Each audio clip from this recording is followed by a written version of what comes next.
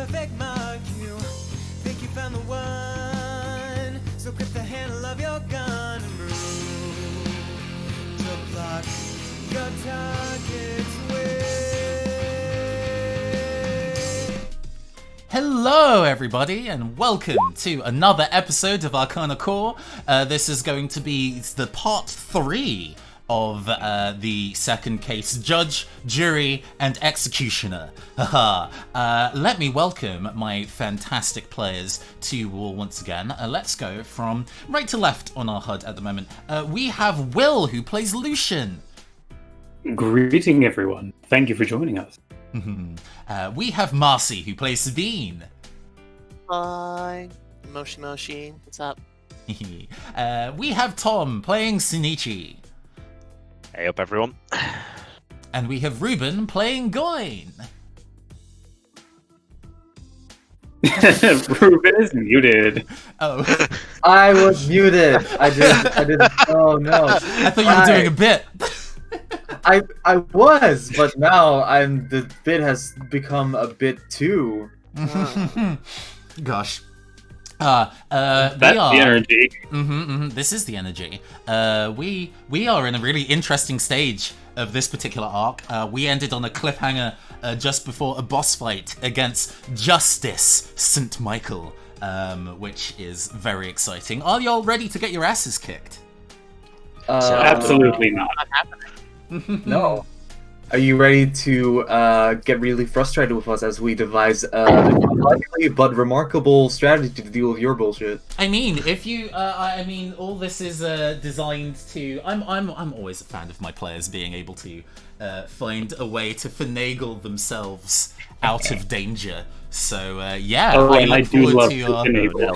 Yeah. And as we established, Lucian Harfang loves to face danger. I'm a big fan of those kind of solutions, and I'm looking forward to the bits and pieces that you come up with. But first, we should probably do the last time on.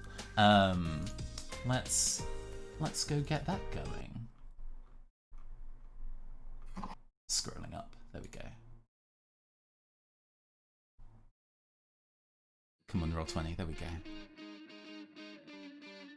Welcome to the latest session of Arcana Core Mysteries in the Unconscious, Judge, Jury, and Executioner.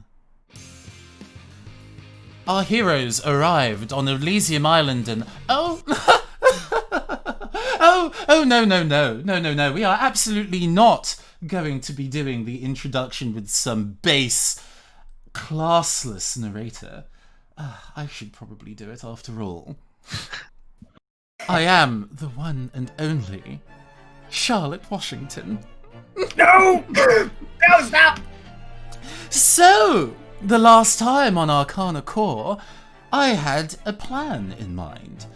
As the cousin to the son of the CEO of Atomicon Technologies, I wanted to make sure that my incredible talents as a high school valedictorian and genius tennis player could be recognized as the future owner of Atomicon Technologies. But the various schools, both the high school and the university on the island, were not really up to my standards, you see.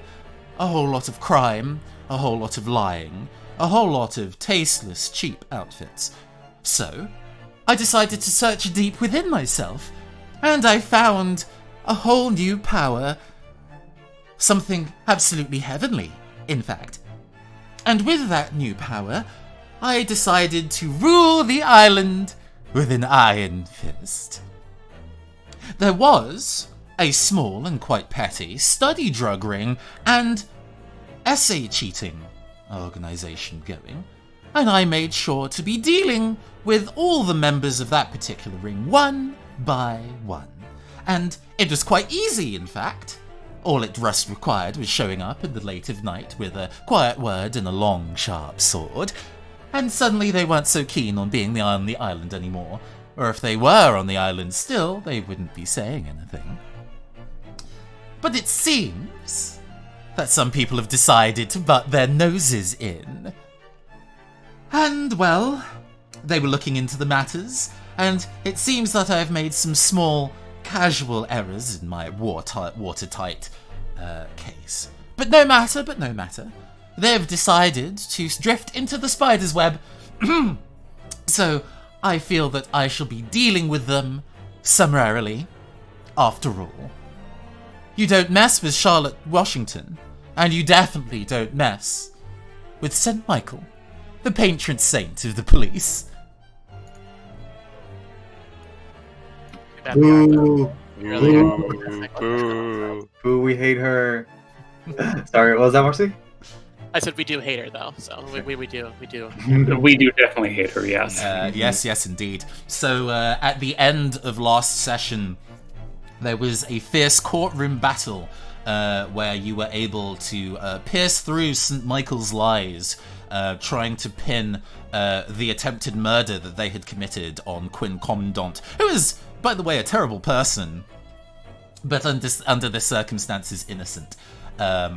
And with their lies stripped away, peeled to reveal the bald truth, so did their upper torso, revealing the scales of justice and a long, winding arm, resulting in a sharp sword. More like the scales of just ass. Am I right? Let's fucking kick this guy's butt. Yeah, let's take the fight to Karen Prime over here. Yeah. Let's see who's literally got spider's web written on their character sheet. Police Commissioner Karen.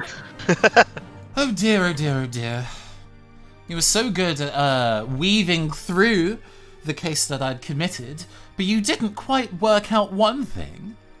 I managed to strangle Paz Burnham as well as stab her, and I was able to unlock the lockers from on the other side of the labs.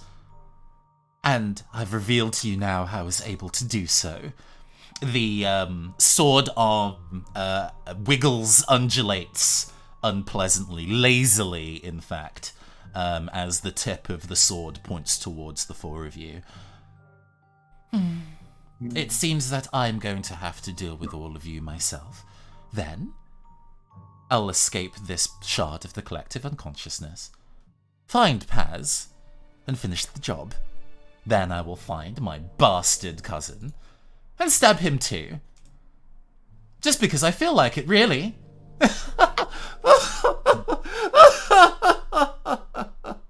Trust me, I understand you on that last one. However, Paz has had enough dealing with you, St. Michael.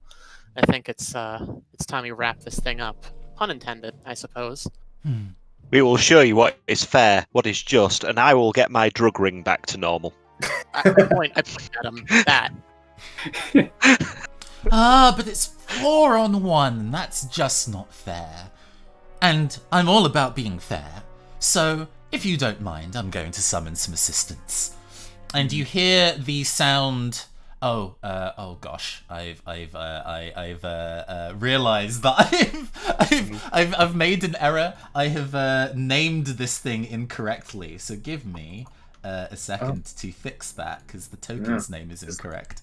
We're not token called Shams Undertale. But there is a sound of a gavel ringing out, and an object appears. Yeah. It looks like a judge's gavel, engraved with ancient runes around the edge, and a ticking clock face on the front of it. Gosh, I had the notes for there is a cool name that these are supposed to have, and I apparently have entirely lost hammer. it from my notes. Can we give them a name? Can I call it Greg? Gosh, I'm sure. What we're gonna do is that we're just going to proceed. You can tell how organised I am, flipping through the notes desperately. We're just gonna proceed, and then when I find the name that it's supposed to be, I will add it in. But for now, this closing particular out this section, and this like, particular fucking daydream this! is unfortunately nameless. No, it's a mystery for us to find out its true name. Yeah. We just got to figure it out as part of the combat. Ah, no, Mhm. I got it. I apologize. No spoilers. No spoilers. The Daydream's name, because they're all supposed to have punny names, it's important. The Daydream's name is Suspended Sentence. Like it.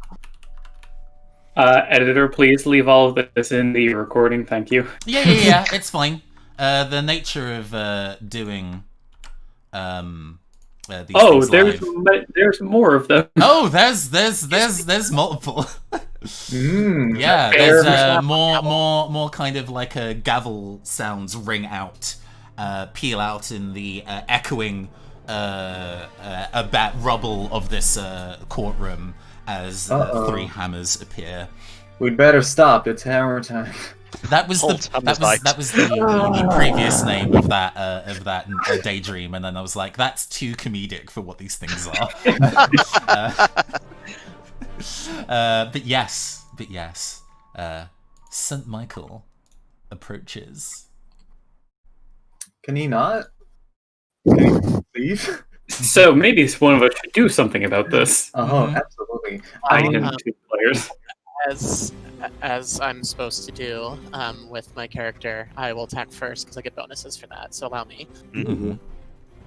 Let me bring out my skills first, though, because I'm also really prepared today. Yes, to remind everybody about how combat works when we're in the collective unconsciousness, it uses the Void Heart Symphony combat rules, meaning that it's about creating openings, and then once those openings are made, attacking to deal damage to your target's qualities. Okay. I would like to do my first in the fray castle move. I have to do a roll, I believe, first, but this is what I'm aiming for, is when I'm the first to attack a horde or an adversary, I give up a chance to create an opening in order to give all my companions fleeting advantage. So Okay, I'm just gonna rush in there and take a swing at the nearest gavel, I assume, or whatever the closest thing is, whether it's St. Michael or a gavel. Yeah, you can go swing for a gavel first if you wanna. Okay, I'm gonna like sprint forward and shout Arcana and turn into my robot and go swinging. Ooh, yes, absolutely. Change your token. Ooh. Oh no. Yeah, That one. the gavels rotate around like the orbiting St. Michael as Sabine boosts forth to go and collide with the suspended sentence Daydream. Go and give me a I guess this is a confront roll if you're just kind of going up into melee combat against the thing. Sounds good. I would like to just use Spear of Longinus, Wrathful, and I don't know, operate past my limit or some shit. Just give me the +3. Sure. That sounds good. So use the macro at the bottom of your screen to do the thing. 8. Ooh, mixed success. Okay, so what do we get from confront when you do a mixed success? On a 7 to 9, pick 2. Their attack hits you harder than expected. The foe disengages, repositions, or attacks another rebel. Their power infects you. Crack a Logos theme. Ooh, shit. I have to pick 1 or 2. You have to pick 2 on a mixed success. Crack that fucker and hit me harder. Okay, nice. We are going to do the we're going to do the hit first. So describe the nature of your attack. I just want to run with my spear down, kind of at a charging pierce, position, and then I think I just get blindsided by a gavel. And it just whips me, just like fucking croquet mallet. Yeah. You kind of you try to the hammers are, even though they're definitely larger than a regular judge's gavel carried by an invisible hand, they're still not huge targets, and the spear clips along the side of it. And in fact, actually what it does is that the spear launches forward and it hits the clock face on the front of the hammer. And you stop. Oh. You just freeze in place. Oh shit. You have been inflicted with Let's see. You are clock stopped 5. Oh my goodness. Wow. Okay. Alrighty. I'll see you guys at the end of the battle. Oh Yeah, god. you just specifically just freeze in time. Am I However, still guilty? oh yeah, it's a Okay. separate status, but Well, yeah. then never mind. I should probably have subtracted that and not added up. This should have been a miss. Oh, Probably. don't worry. The way that statuses work that are cumulative are essentially HP damage to you on different tracks. Okay. So if you happen to hit 6 in any particular stat, you die. Okay. But so Uh-huh. 5 is basically rendered out of combat. Jesus Christ. So Right, cool. you are frozen in place. But the way that you've hit this hammer has kind of flipped it in the air, and it's kind of now at a weird angle. It's not like it's direct. It's not like it's swinging at anybody at the moment. So it's now free spinning in the air. Yeah. And it's time for me to crack completely one of Woo! my locations. Ooh. Yes. Crap, Sure. I must see my parents again. Okay. All right. So we're gonna pause the music very briefly. Within, you feel your body no longer move, and this initially sends on because your consciousness is still operating even if your body isn't, and you are immediately overwhelmed with a full sense of panic. This loss of control of your body is something you have never experienced before. And There's then, like the red flashing alerts on like the HUD of Tenshi. You know, Mhm. like an alarm is going off. I'm like moving the like joysticks, trying to like push forward and move my arms. I'm just like frozen and just like freaking the fuck out. But after a while, a weird sense of calm kind of takes over you. Just this kind of washes over you for a while, and for maybe the first time in a really, really long time, you have been you take a moment of being meditative. This is a weird sense of calm, and you think about your situation, and you think about what's led you to this circumstance.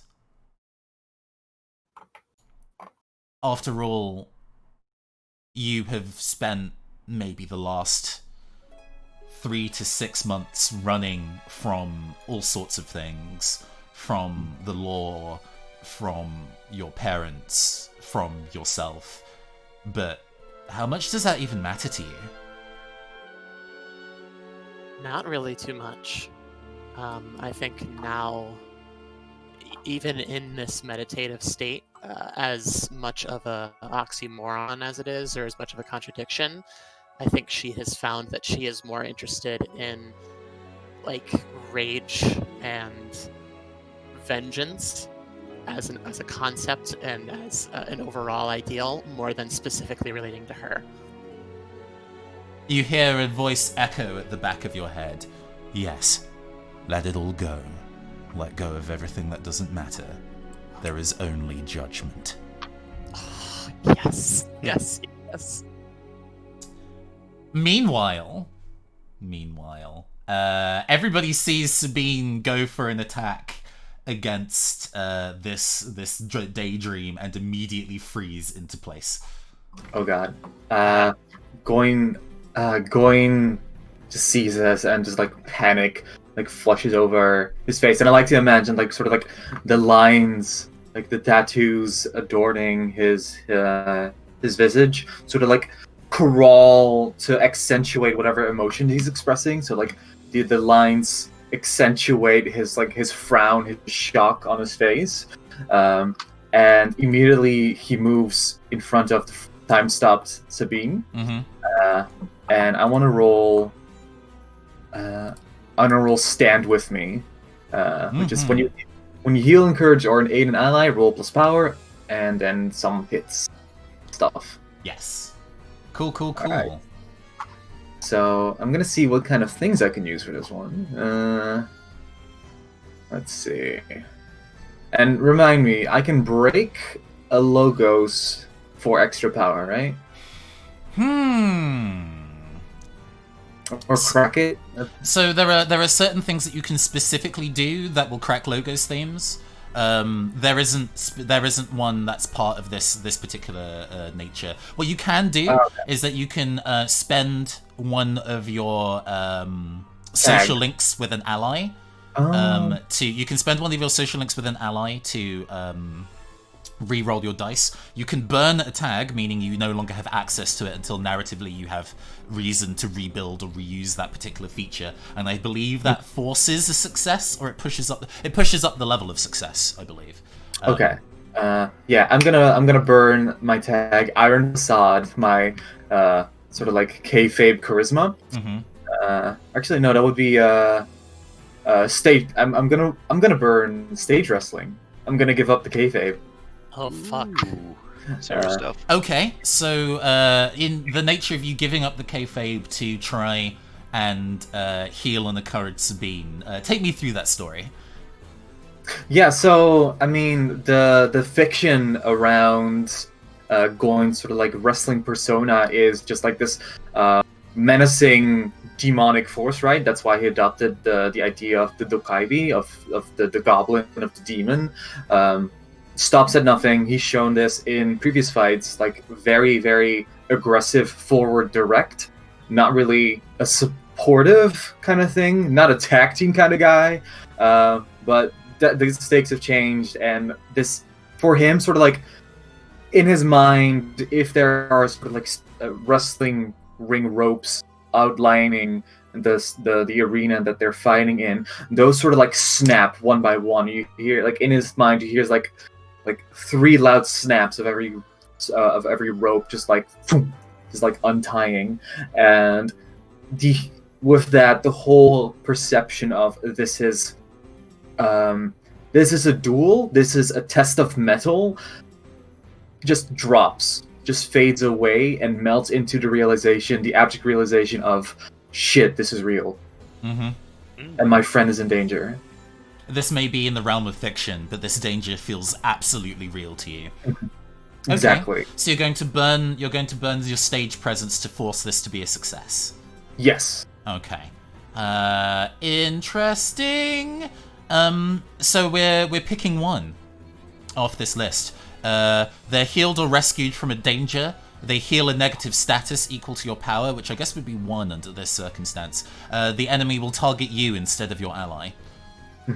Yeah, so if I picked they're rescued from danger, I'd imagine that just puts them puts Sabine out of the front line. But I do want to let them move, so I'm gonna heal a negative status equal to my power. So just like clock stop becomes whatever 4 is. Yeah, you are now. I'm gonna this full success. I'm gonna push it up a little bit. So Sabine, you are no longer clock stopped 5. You are slow motion 3. Hell yes. Woo! And since this is forcibly a 10+, the camaraderie shown gives your ally fleeting advantage. So the next roll that you make, Sabine, you'll be using the roll with advantage macro. Hell yes. Okay. And I will put a little token on your thing, so you know that that's a thing. And Blue. sort of like how this looks in like the scene. I guess like Goin is just runs in front of Sabine, and sort of like for the first time ever, he like turns around, shows his back to his opponent, which in his mind is just like knowing vulnerability, but he's just like grabbing Sabine by the shoulders and sort of like puppeteering her around, like, hey, like what's going on? Do some actions. do something, and just trying to get through to her, and somehow it works. I think. And in that moment of self-reflection, Sabine, you believe in your own fiction more than the fiction in this environment a little bit more. And no, it can't stop me. And you start to shrug off the notion that you are frozen in space-time, and you are now slowed instead. St. Michael, on the other hand, looks at Goin, showing his back to her, and is like, your duel is with me, whelp.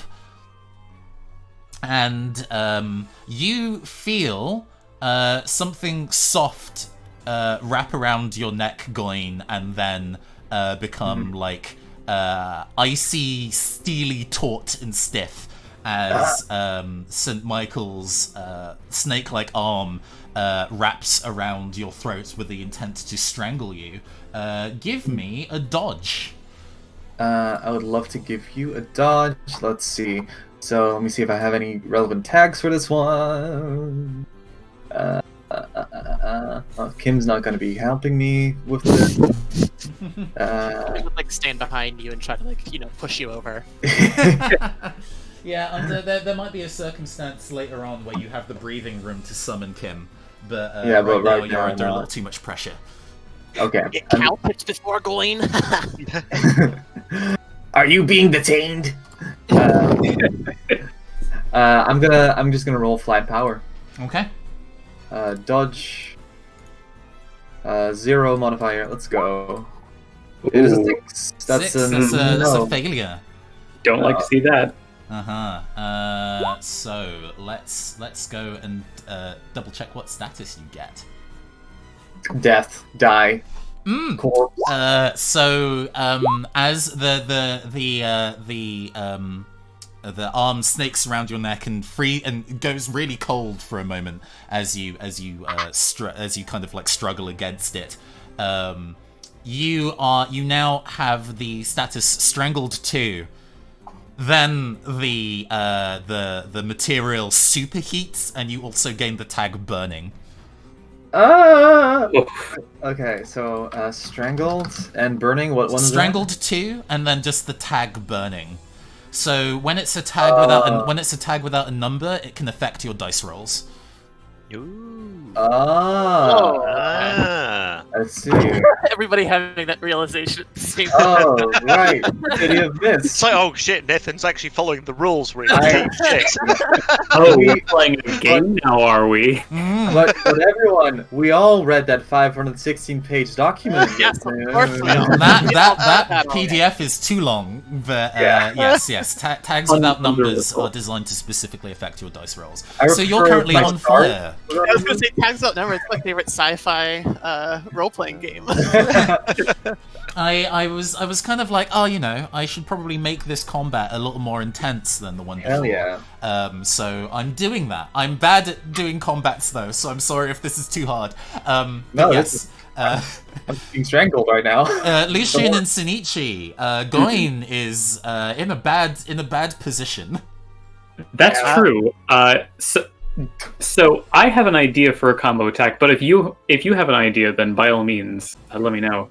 I have a potentially quite silly one, because I really feel like the need to use the Napoleon of Crime combined with literary magic. If we have a cutscene of Shinichi reaching for his library card, so a cutscene of Shinichi with his card down in front of Lucian.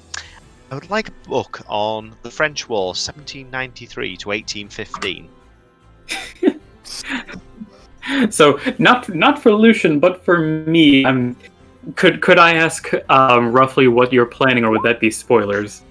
So currently, what Shinichi's recently acquired as his unlocking the perfect crime tag is decoys of myself. So combining that with the literary magic and the Napoleon of Crime, he's going to create a faux French regiment in the scheme of the Napoleonic Wars to unleash a barrage of hidden weaponry across the battlefield to try and knock out some of the suspended sentences and generally cause some distractions. Oh, I do like that a lot. I thought it was sufficiently silly. I'm very down for that. If Nathan can, Nathan can sign up on it. So who is taking point on this role and who is assisting is I kind of got the impression that I would be creating an opportunity by using literary magic and all that, and then I see. Shinichi will be Two stepping in for the point roles because rather than a teamwork role. That's cool. Yeah, I'm into that. so I think Shinichi will be pulling out his special castle move of the cracking sorry, the which one is it? Wildcard improvisation to crack his non-lethal. Sorry, put a crack on one of his logos things to swap his non-lethal combat for literary magic. Okay. So let's do this step by step then. So let's get Lucian making this opening with the literary magic, if I understand the steps that we're making this happen. Yes. Okay, so let me take a quick look. I would say that your bottomless book bag here is relevant because you're having to pull a very specific book from nowhere. Yeah, so manifest literary magic, bottomless book bag, and let's see. Oh, historical documents. Ooh. Perfect.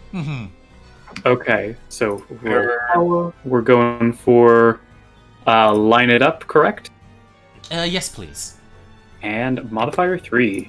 We got the number, and barely partial success. barely a partial. Like I said, TPK. TPK. Let's double check what happens on the 7 to 9. Pick 2.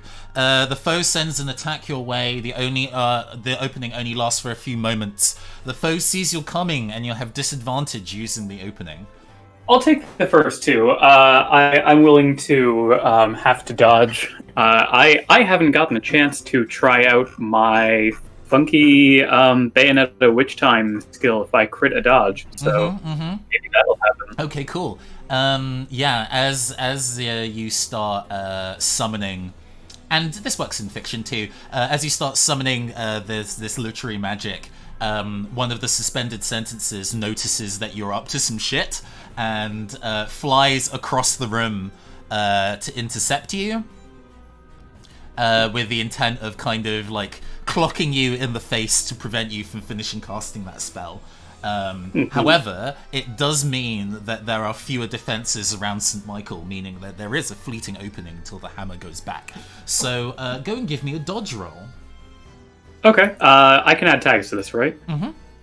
Okay, I'd like to bring on the tag Photographic Memory, having just seen the way that the other hammer bopped my friend. Ooh, hopefully be very able good. to foresight my way out of that. And let's see.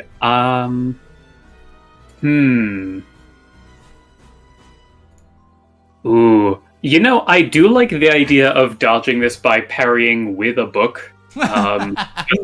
Cracking open a book and having a counter hammer pop out and just counter bop it back.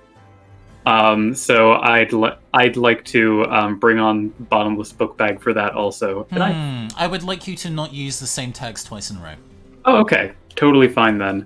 Then I think that will probably I think we'll probably just stick with photographic memory then.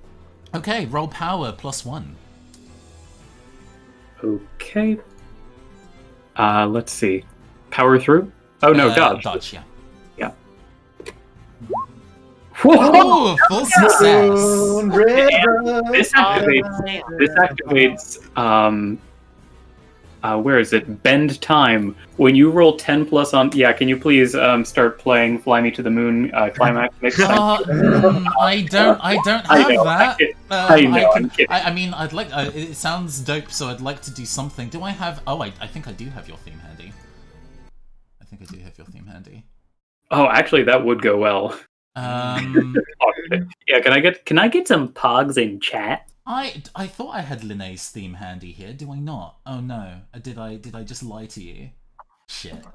I will use the standard "The Battle Is Going Well" theme that I use for your combats. Okay, Ruben, quick acapella version of Linnea's.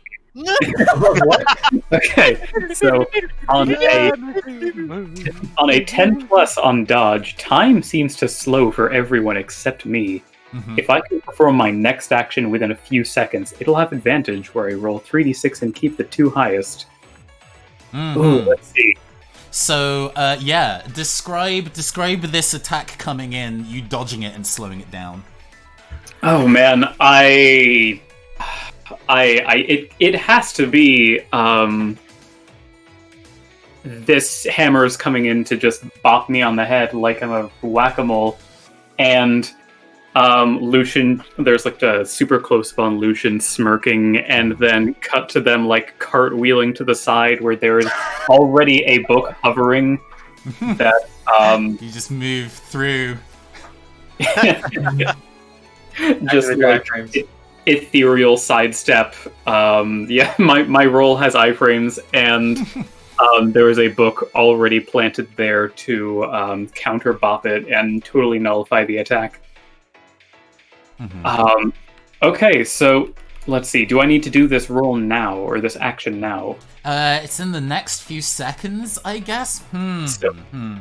I mean, I have something that I'd like to do. I was planning on doing as part of a combo attack, but since we already did one of those, yeah, I'm trying to think through the way that we can still incorporate Sonichi's plan, but also the fact that you're now on the front line to make it better.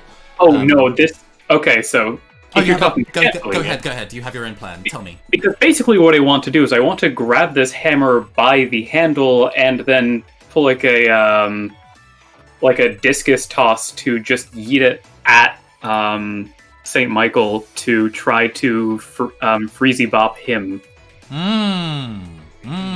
Interesting. Okay. Cool. There is an opening. I need to think about the order of this because of how game mechanics work.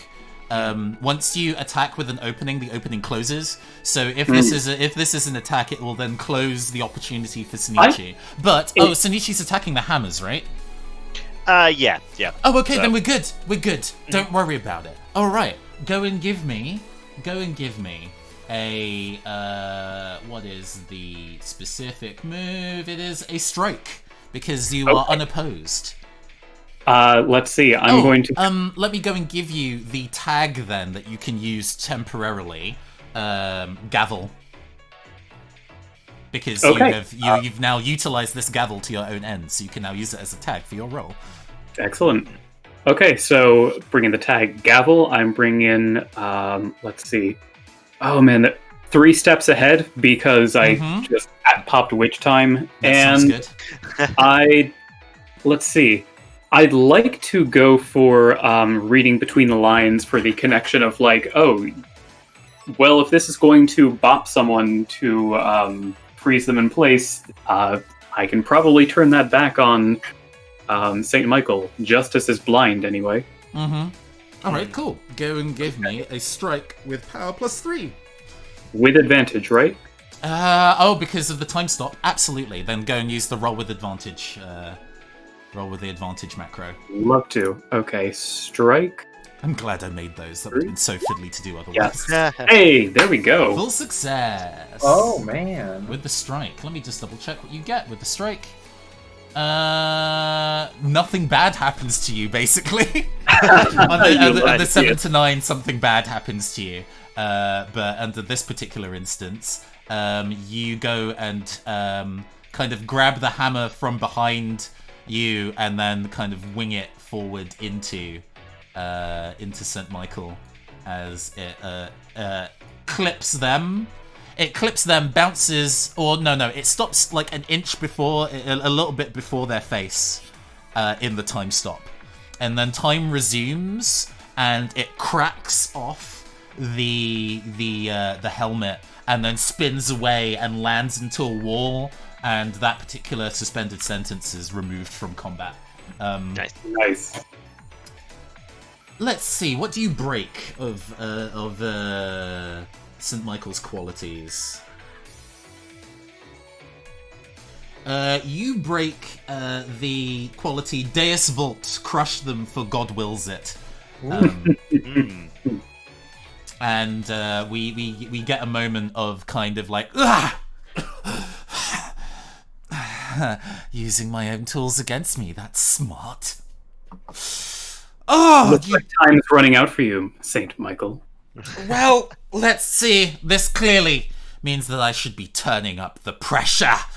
And there is almost like jets of flame that come out from underneath the Templar helmet, as you are all hit with a wave of intense heat. And then suddenly the courtroom starts to catch alight. All the kind of like wooden stands for the jury and the judge and the place where the lawyers are standing catches alight the rocks, the rubble starts to glow with heat.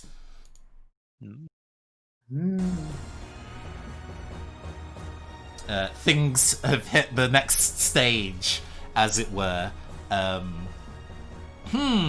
think there's going to be an actual counterattack in addition to the effect of breaking that quality. Yeah, I hit the health threshold to put them into their new form. Very fair. Yeah.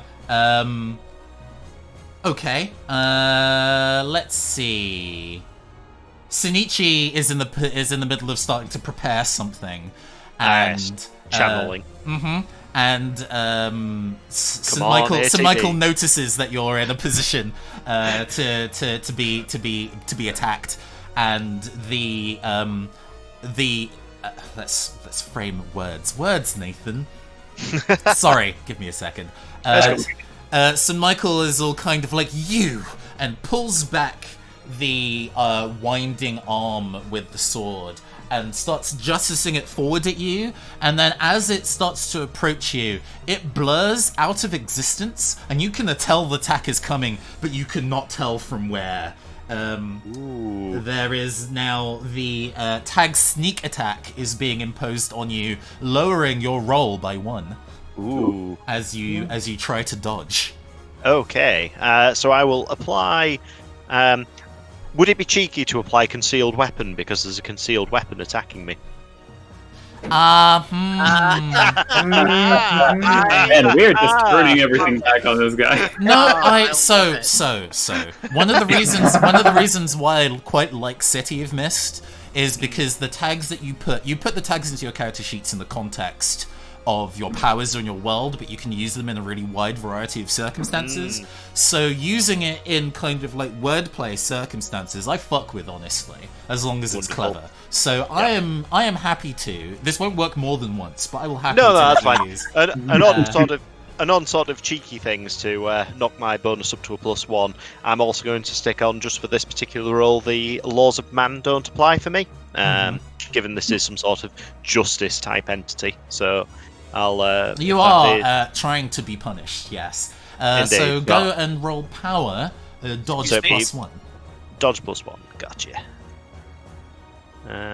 Input value dodge. So yeah, there we go. Cool. Pop. Hey! Oh man, we're getting the numbers. Yeah, things are going well. I believe that means I think I might roll this into my next attack. So just for the sake of the rules, when you pick 2, you avoid taking any damage. You avoid getting separated from the others. The foe's heedless pursuit of you creates an opening. So we'll go for avoid damage and creating an opening, because that rolls quite nicely into the special attack that Lucian set up for me. So as the rapier sort of suddenly appears out of nowhere, it sort of skewers Shinichi's hat, which he's tossed off slightly into the air, and he'll turn round and walk off into the smoke surrounding the arena following the massive fire, reading the book that Lucian very kindly has lent him on the French Wars and French Revolution. And the smell of the smoke will change to that of less of burning wood and more to that of gun smoke and black powder, as he'll stride back out of the smoke, marched by rank after rank of copies of Shinichi dressed in full French Imperial Guard sort of regalia, with one hand firmly in the breast pocket, as he will gesture forward as they will all pull muskets, and there'll be a slight pause as something like "La Grande Armée Magnificante" flashes up on screen, and a vast barrage of musket fire fills the courtroom, stripping away at justice and the. This is my favorite. Absolutely, yeah. The in the fashion of the ruler that I put down, the arm snakes at impossible angles and tries to hit you from behind, but it just skewers your hat instead. As you walk through, and hold on, multiple copies of Shinichi. All his drugs fall out of the top hat. Oh god, I need Oh my god. So I'll put a crack on 0-hour contractor and remove non-lethal combat from break non-lethal combat. So I'll be using Lucian's use literary magic, the Napoleon, quite literally, of crime, and decoy to myself for the full +3. Okay, give me that roll with +3. I don't believe we've engineered things for you to have advantage on this. It's just flat. Okay. No, I think it's just flat. Power through, is it? Or confront. There is already an opening from that dodge that you've made, so it's just strike. This was initially targeted towards the suspended sentences, so this, if it hits, will definitely remove the additional hammers from combat. Okay. Oh my god! Oh! Bang, bang, bang, bang, bang, bang, bang, bang. What did I say, Nathan? What did I say? It's absolutely fine. I don't mind combats going well if they are cinematic and clever. I'm into this. I'm not owned. This is amazing. I'm really happy that we're both getting some severe damage, but on both sides, because that's what you want out of a quick skirmish. Nobody wants a D&D combat that takes 45 minutes. You know what I mean? So I like 45-minute combats. No. Sorry. No. Not on air, I don't. 45 minutes tame for D&D. Yes, that is very true. Okay, yeah. So musket fire rips through the air. Sabine, because you are in slow motion. What have you been kind of preparing to do this entire time? Because this, your intent has already been clear. You've probably been trying to act on this for a while, but slow motion has not been kind to you. I want to, Especially you can bullet time it now as well. Just look really literally stylish. bullet time. Mm-hmm. I would like to, I think, say fuck these gavels. I would like to go for St. Michael. Judgment on justice. It's time. There is a shot, I think, of you striding slowly towards St. Michael as bullets rip through the air. From the Sneetchi artillery, smashing up the suspended sentences as you walk slowly, inexorably towards St. Michael. Lore walking towards St. Michael. Yes, exactly. I'm RP walking forward. I have a question for you, Nathan. I don't remember how we decided to do the help hurt points with Arcana and stuff, like with social links. Do I have access to Vega's Mythos social link ability? Ooh. Oh yes. I wrote the abilities for Vega because it's a character who is an Arcana that you've not seen yet. So I'll put that on screen real quick. Well, yeah, because I have it right here. I'm looking at it. I'll put it as show it to players so the stream can see it. Because I knew that we only had like one rank, so I wasn't sure since it was spending 2 points. Yeah, you unfortunately do not have the ability to use those yet. All right. But I'll read it to the table because I'm quite happy with the powers that I invented for her that you get. The Moon Arcana represents dreams, illusion, and self-reflection. At her best, the moon brings subconscious insights, puts you in touch with something primal, vast, and mysterious. At her worst, the moon only offers doubts, illusions, and anxiety. In the real world, you can spend 2 Vega help hurt points to use Nice to Meet Ya! When encountering someone new, roll Convince. Regardless of the outcome, you may assign that character a status tag that is their opinion of you. It remains until burned. And in the collective unconscious, which is where we currently are, although you can't use it right now, unfortunately, you can use a sleepwalking rose. A duplicate of you appears somewhere in the scene. Secretly note which one is really you. When someone makes physical contact with a fake or the scene ends, it explodes in a storm of petals, create an opening, or inflict status drowsy. So that is something that you can happen if you continue to be friends with Vega. I will. For now, though, I will remind that you can spend a single point of a social link to re-roll a roll that you're not happy with, although you've been doing gangbusters as of late, so... Absolutely. And then when you do, you kind of describe how the relationship between the two of you is pulling on you to push through the problem that you just had, and we work through that narratively. But bear that in mind. Bear in mind that relationship if you do want to spend that 1 point early, or of the ones of your friends. But I think at this point... the temporary slowdown has now reduced to sluggish 1. Oh no, it's now just the tag sluggish. Fuck yeah, okay. So it's a minus instead, which is fine. I'm okay with that. It's no longer in a potential to kill you, but it is affecting your dice rolls for a while. That's totally cool. Okay, I'm actually going to use a castle move. Ooh. Or a shadow move, rather. Yes. Okay. I'm into it. I'm going to use just you and me. If foes within arm's reach, you can crack a Logos theme to reshape the castle and trap you both within a sparsely furnished room. Mm-hmm. This previous state is restored when you will it, or when you take a negative status of 2 or more. So I just want a one-on-one deathmatch justice. Yes. Okay. I think 2 things happen, and also to kind of speed things up a little bit. Even though the way that the kind of narrative works is that you select a specific target when striking, that musket artillery hit everything in the room. So I think this also hits St. Michael and breaks the second of their 3 qualities, judge lest ye be judged. So as the bullets kind of rip through and the clones of Shinichi disappear, St. Michael, let's see. The bullets kind of tear through what remains left of the tatters of the waistcoat that they had that peeled away to reveal the scales. And they start to look genuinely quite ragged. 4 of you are not going to go and tear me down just yet. I am justice. I am righteousness. I am heavenly. And wings sprout from the back of St. Michael. They are truly an angel. And we're gonna have to do a thing. So can everybody just I'm gonna go and turn everybody back to the loading page for just a second. Oh. Feel free to discuss amongst yourselves while Guan. And I'm going to go and let's go and put some tense music on, but let's put this music on. I love that all like every single one of you has done like this super move, really cool, big successes. I've just been strangled. I'm just hanging on. I haven't really done anything. I ran up and got slowed and was like, alright. I apologize, I guess. Last session. Can't wait for next session. Combat. Just kidding. I get frozen and do nothing. I'll fight. I mean, I wouldn't. It was always designed to be temporary, but no, I know. I'm fucking with you. It's okay.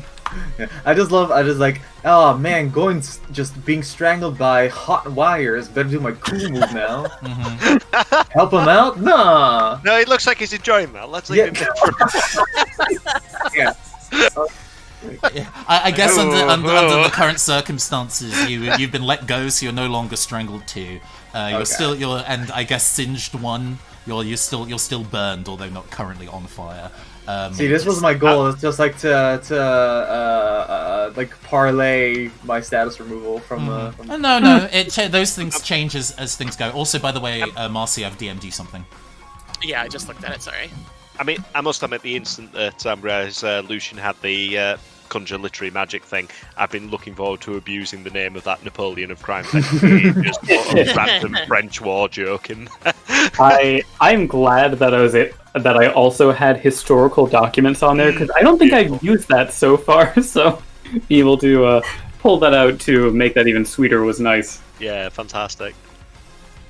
Okay, this is interestingly a little bit of a preview of what will happen after this fight a little bit aesthetically. Okay, I can work with that though, Marcy. Thank you. I appreciate it. Thank you. Let's go. Feel free to continue talking amongst yourselves while I set this up. Sorry to interrupt. No, let's go. Oh man. To be fair for Sabine, if she saw you being choked by hot wires, she would think that killing St. Michael is the best way to get you to stop being choked by hot wires. True. So Yeah, she absolutely. would continue to do what she was doing. Yeah, I was devising a way to get myself out of the situation. It involved setting my big club on fire. Hitting yourself with it? Sounds good. Yeah, just like whack myself, and I go unconscious so I don't have to feel pain. That way I can pass into the great beyond while knocked out. It's great. Teens these days only know be bisexual, have hot club, and die. I mean, this could completely ruin the next boss encounter where all the characters beat themselves into unconsciousness in the first round. Yeah, exactly. You Now can't we be. don't now we don't believe in your Ah, take fiction. that! Exactly. We can't believe in fiction if we're out cold. It's like, no, stop that. That's cheating. No, they can't do that. And then like the boss also knocks himself unconscious, and we go into fiction 2. Yeah, we're in second Fiction 2, fiction harder. Ah, Okay, yes. Yeah, go ahead. we are ready. We are ready to party. Sorry about that. I needed to do a little bit of pre-setup. But we are ready. The scene changes. Please, we'll go back to the scene in this space. So describe what happens as you use just you and me, as we see St. Michael take to the air.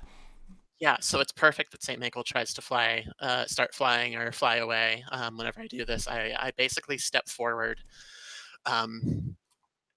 through the mist of gunfire, and just like Legion Commander from Dota 2, like slam into the ground, and create like a little like arena for me and St. Michael. Except instead of just being like a crater for which St. Michael and I would be inside of, it slams, like I slam the earth with Longinus, and earth sort of envelops both of us. And from within, we can kind of see that the area that just Sabine and St. Michael are in resembles that of a jail cell to sort of represent me taking St. Michael to jail. I think so. A solid like marble cube envelops the both of you as you slam into the earth, and earth rises out the floor. And in this particular space, both the fiction of you, Sabine, and the fiction of Charlotte Washington intermingle, and this looks like a jail cell. And then you look at the walls and you see that it's not bars, it's like tennis net. And you hear like murmuring, and you can see just on the other side of the tennis nets in the darkness are thousands of eyes. An audience is watching. What do you say? Looks like it's your big match, Michael. We are astoundingly similar. It's beautiful, really. I can see, I see so much about you and the nature within you. We are both heavenly focuses of justice. The people of this world, of Jungsburg, they don't mean much, not to us. We are beyond them.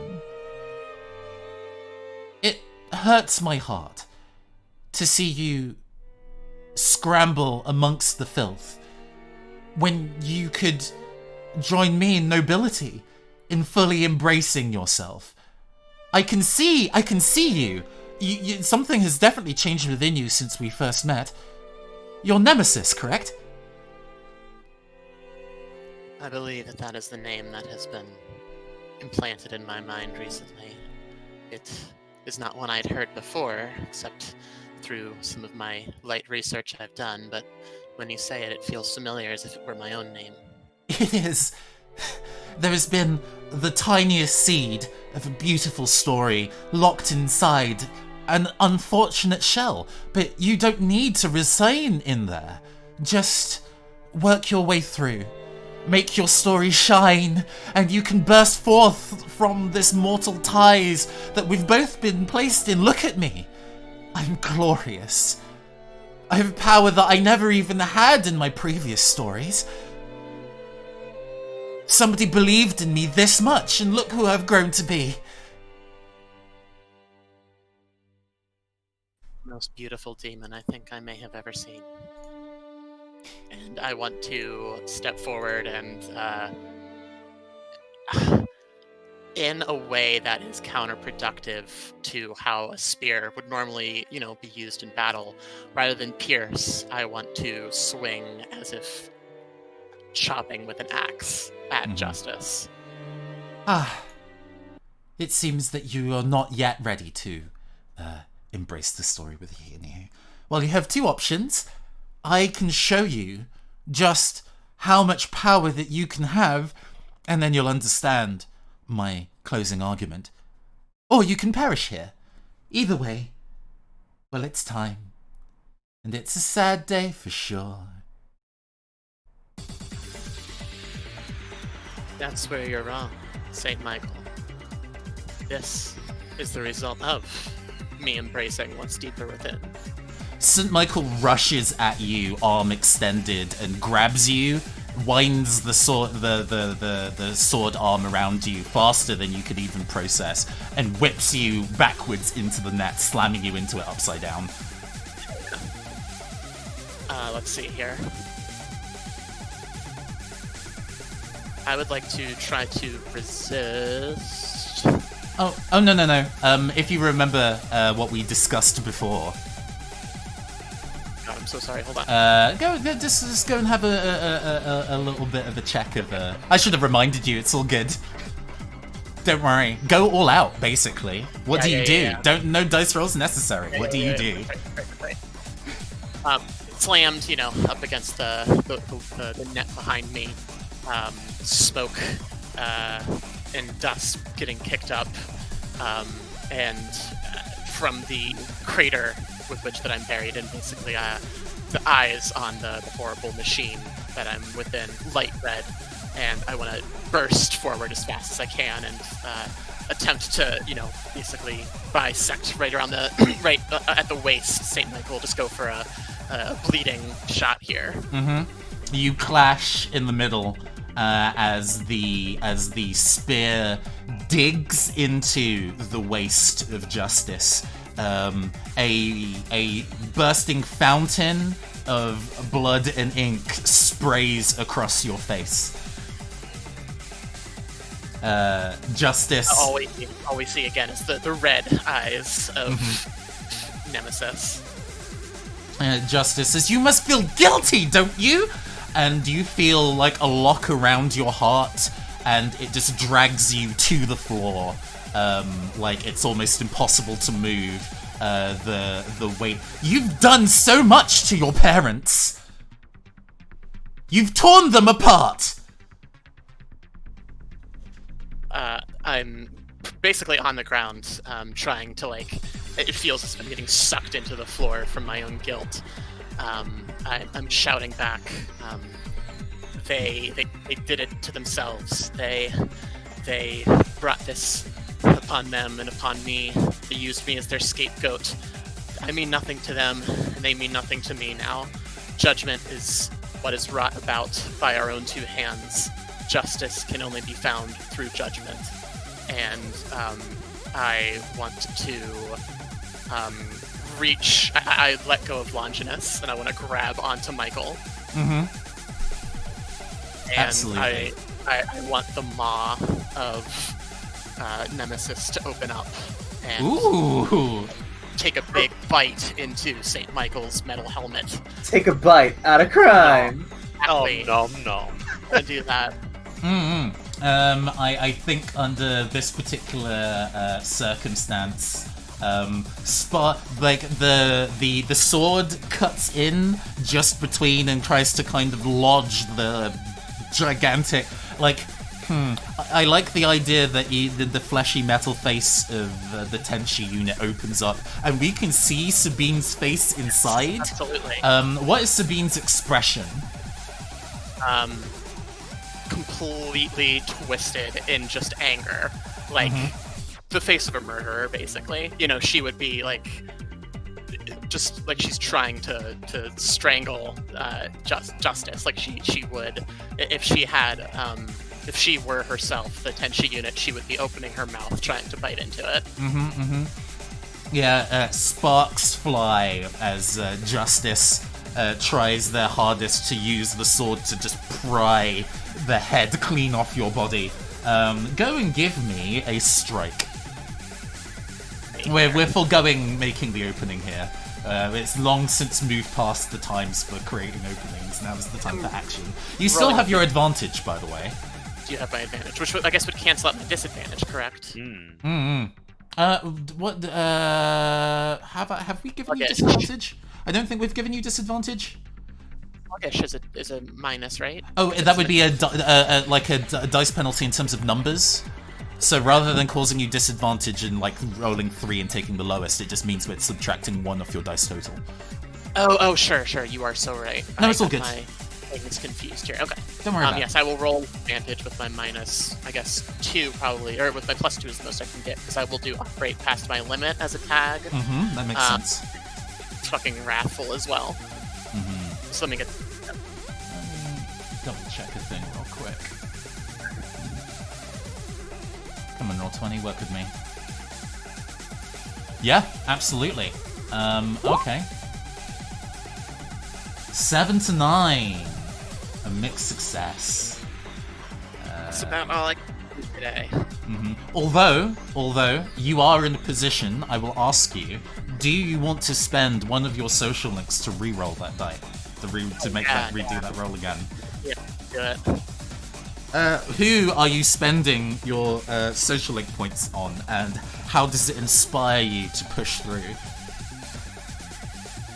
I am going to spend my social link point on Goin and sort of a way of forgetting something that kept me grounded back into normal life. So I'm always like burning in a way this social link with Goin, and I'm using it just to push forward. All I can think about is just killing this false justice that I have been so affected by, both in real life. Glowing white tattoos appear on your face as you scream in the face of St. Michael. Roll again. Right. Yeah. Am I just rolling 1 dice again, or rolling? Just do the strike with advantage roll again. Okay.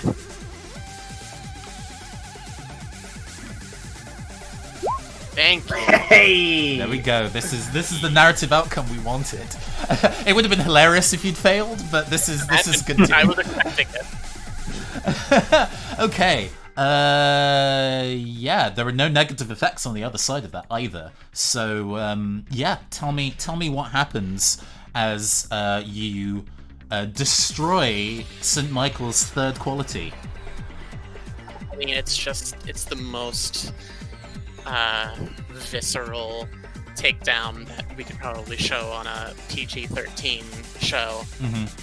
It would be, I guess, like a supernatural like blood splatter on the wall rather than like seeing it actually happen on screen, where we just hear the crunching, the obvious crunching of like metal of St. Michael's helmet, and the like visceral sounds of like, you know, eating sound, as yeah, we get the blood splatter on the tennis racket, on the tennis like net, and that kind of goes on for a really uncomfortably long amount of time. Absolutely. The sound design is horrendous. Right, and it just goes on way too much. And then at the end, again, all we kind of get is just Nemesis's Tenchi unit standing very like stoically, just kind of forward. Before you stand, sure. You lose focus on maintaining this liminal space, and the cube peels away back to the space as everybody, the marble cube that ensnared the two dissipates as you see a horrific scene as Before it's okay. the Tenchi... That wasn't a prologue. That was in the one thing, the It was test. a one- It was a test The run, non- but the I imagine it non-canon still one shot. happened.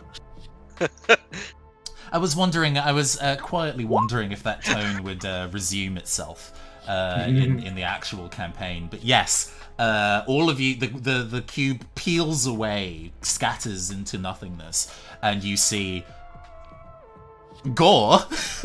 This is despite half of St. Michael being made of metal, blood and ink is pooling, splattering across the courtroom. the flames begin to die down as smears of ichor stain the charred wood and heated stone. Sabine? What is this? Are you in there? And it's Sabine. just what you can basically see from the armor standing over the now, mangled corpse of Saint Michael is kind of just like a waterfall of just like the blood kind of like dripping out of the face of the Tenshi unit. Mm-hmm. The kind of like lights dim as we go into a small period of thinking time. Thinking time. Goyin Lapis Blue. Yep. You think back to the last time that you fought a nightmare. And upon defeat, they produced a fictional object made real. You also think back to the earlier events of the day, where, for a small moment, you considered just what fiction could truly do. If people believed hard enough in something to make it real, just what could you do with that power out in the real world? Shinichi Mori,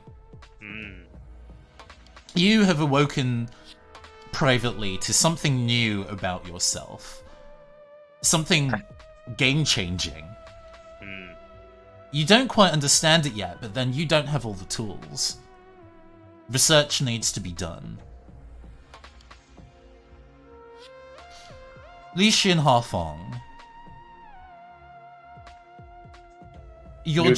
Your dreams have, you barely remember the dream that you had the night before.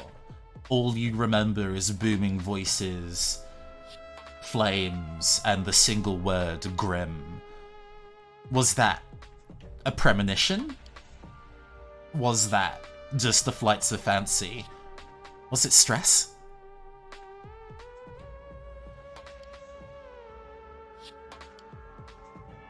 We resume back into real time as we see the form of St. Michael start to flicker as though it were on a bad recording.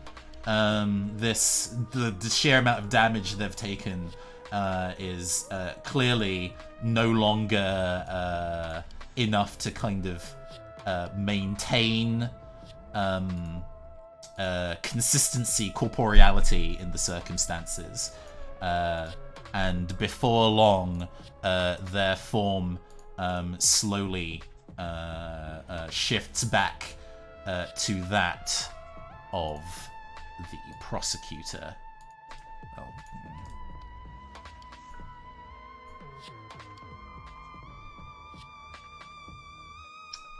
What do you all do? Shinichi's going to have an odd level of calm in this sort of... probably given the fact that the others are somewhat, presumably, distracted by Sabine's current state, almost suppressing this little grin of revelation that somebody else appears to have taken a similar step forward that he has, and in sort of resounding this calm. So, going to offer her some help. She's going to be completely out of it from this.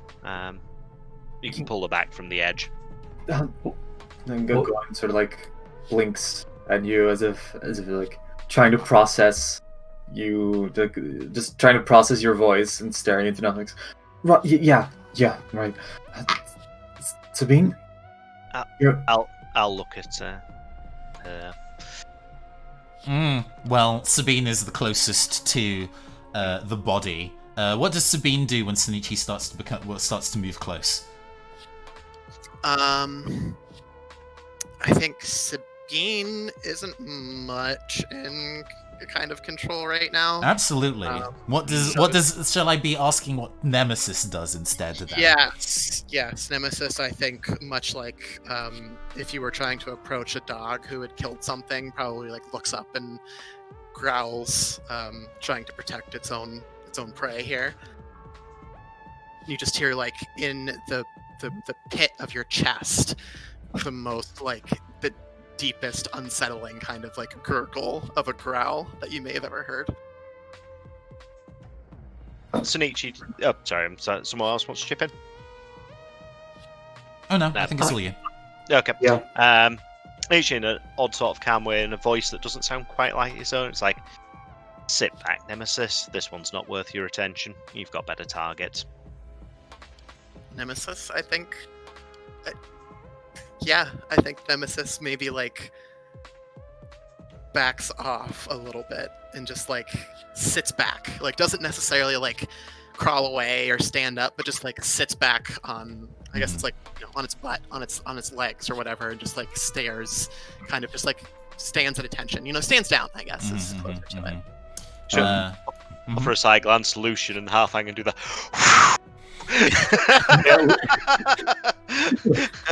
Lucian has just been looking on like aghast and agape.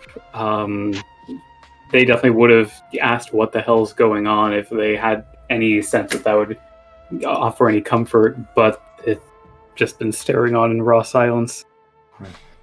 Going sort of like half yells to Shinichi, You're acting kind of weird. What are you doing? How did you know their name? What's going on? I'll explain later. Give me some time. He'll say, organising my thoughts a bit.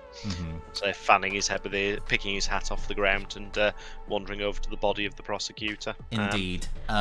So I'm going to state a thing, and then I'm going to let everybody say what they are going to do in response, and then we'll resolve if there are any roles that are required. Christ. Understood. The body of the prosecutor starts glowing, and the glow slowly shrinks on the body, almost as if it was radiating inwards, concentrating over the prosecutor's heart as they turn back into Charlotte Washington. However, Okay. A, she's in a very bad way. B, there is a tarot card sitting on Charlotte Washington's chest. I summon Kim. Okay. I summon Kim. What is okay, there is an and there. What do you do with Kim when we resolve how all this plays out? I say to Kim, I have to look after Sabine here. She's in a bad way. You take a look at the card there. Okay. Also check your DMs. Oh, mine. Apologies. Let me check my DMs for you real quick. Hey, you wanna check your DMs, Nathan? I send you a Sorry. goblin. Then I Thank check with me. Check real quick. Thank you very much. There is a... So, Tone. there is a... Yeah, okay. So, right. I got that. Thank you very much. Sabine / Nemesis. What do you do when you see the tarot card form on Charlotte's chest? We should maybe save mine for last. Let's see what everybody else is doing first. Understandable. Lucian. Lucian is rushing over to Charlotte to see, like, she's in a bad way, and Lucian wants to make sure that, like, Lucian wants to try to patch things up. Sonichi. Sonichi is going to utilize his The Perfect Crime and his Nobody Notices Me, Nobody Bothers Me tag to effectively use the Make It Look Like the Original to create an immediate duplicate for the Judgment card and steal the original for himself. Possible, not nefarious means, obviously, perfectly innocent. Clearly not. No. Nathan, I think this isn't a post roll. Yes, I know. So this game, most powered by the Apocalypse systems, don't really handle opposed roles super well because they're usually against the fiction rather than each other. Yeah. So I need to have a little bit of a think about the best way to go and make this happen. What I think is going to happen is that I want both of you to change the game roles. Nemesis. I think I should I do my yes. checks, I think, Please first, let me yeah. know what you want to do before we go and start making dice rolls. I have to make a roll for myself real quick. Mm-hmm. Ooh. Flip a coin. I'm always into the when a player is like, I want to roll for myself. Oh. Hmm. Okay, and just flat. Nemesis sits back on its flat on its ass. Yay! Behavior. Forward. I'll also interject that Lucian is just muttering like, "What have you done? What have you done?" Oh yeah. This was a good roll. You guys lucked out. Oh yeah. This could have gone a very, very different way.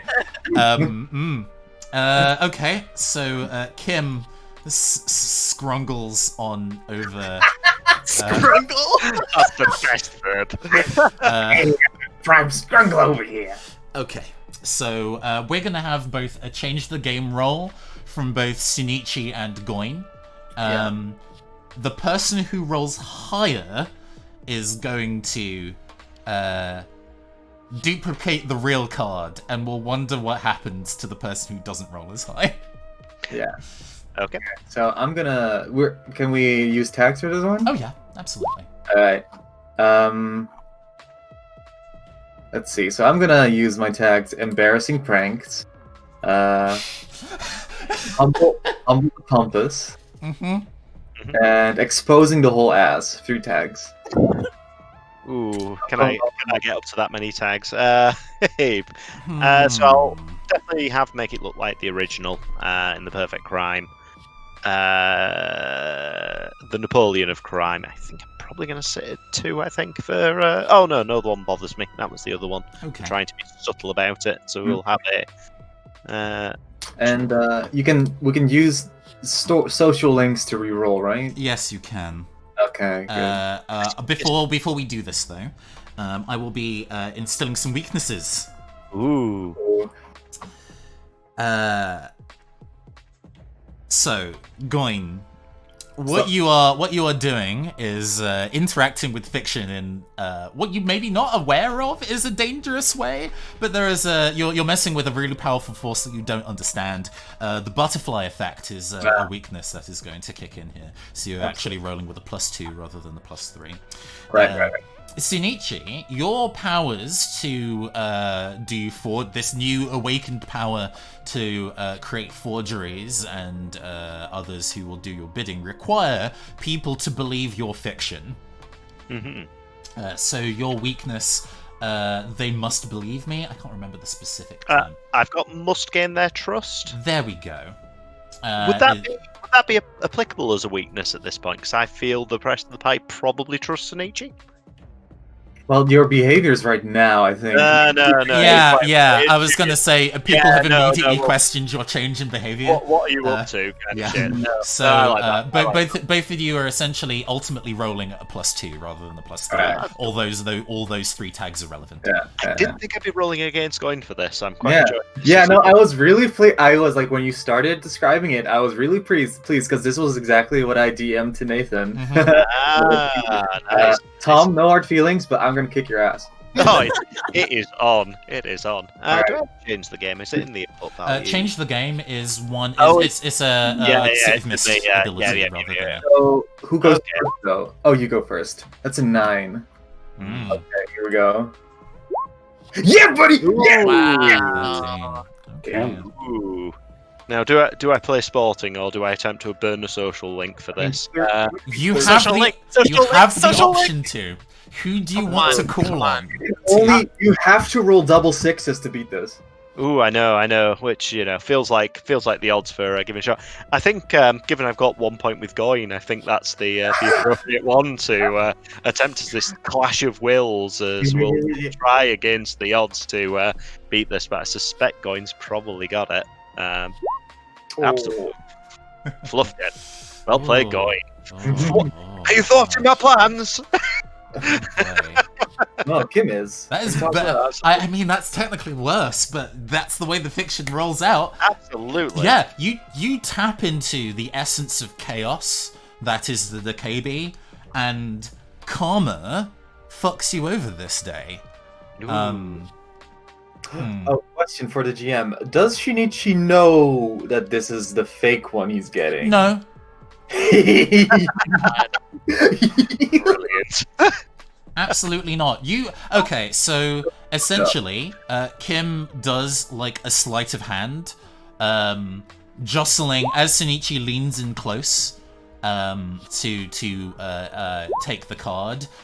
Kim nudges you in the side, and like, I want to see. What is it?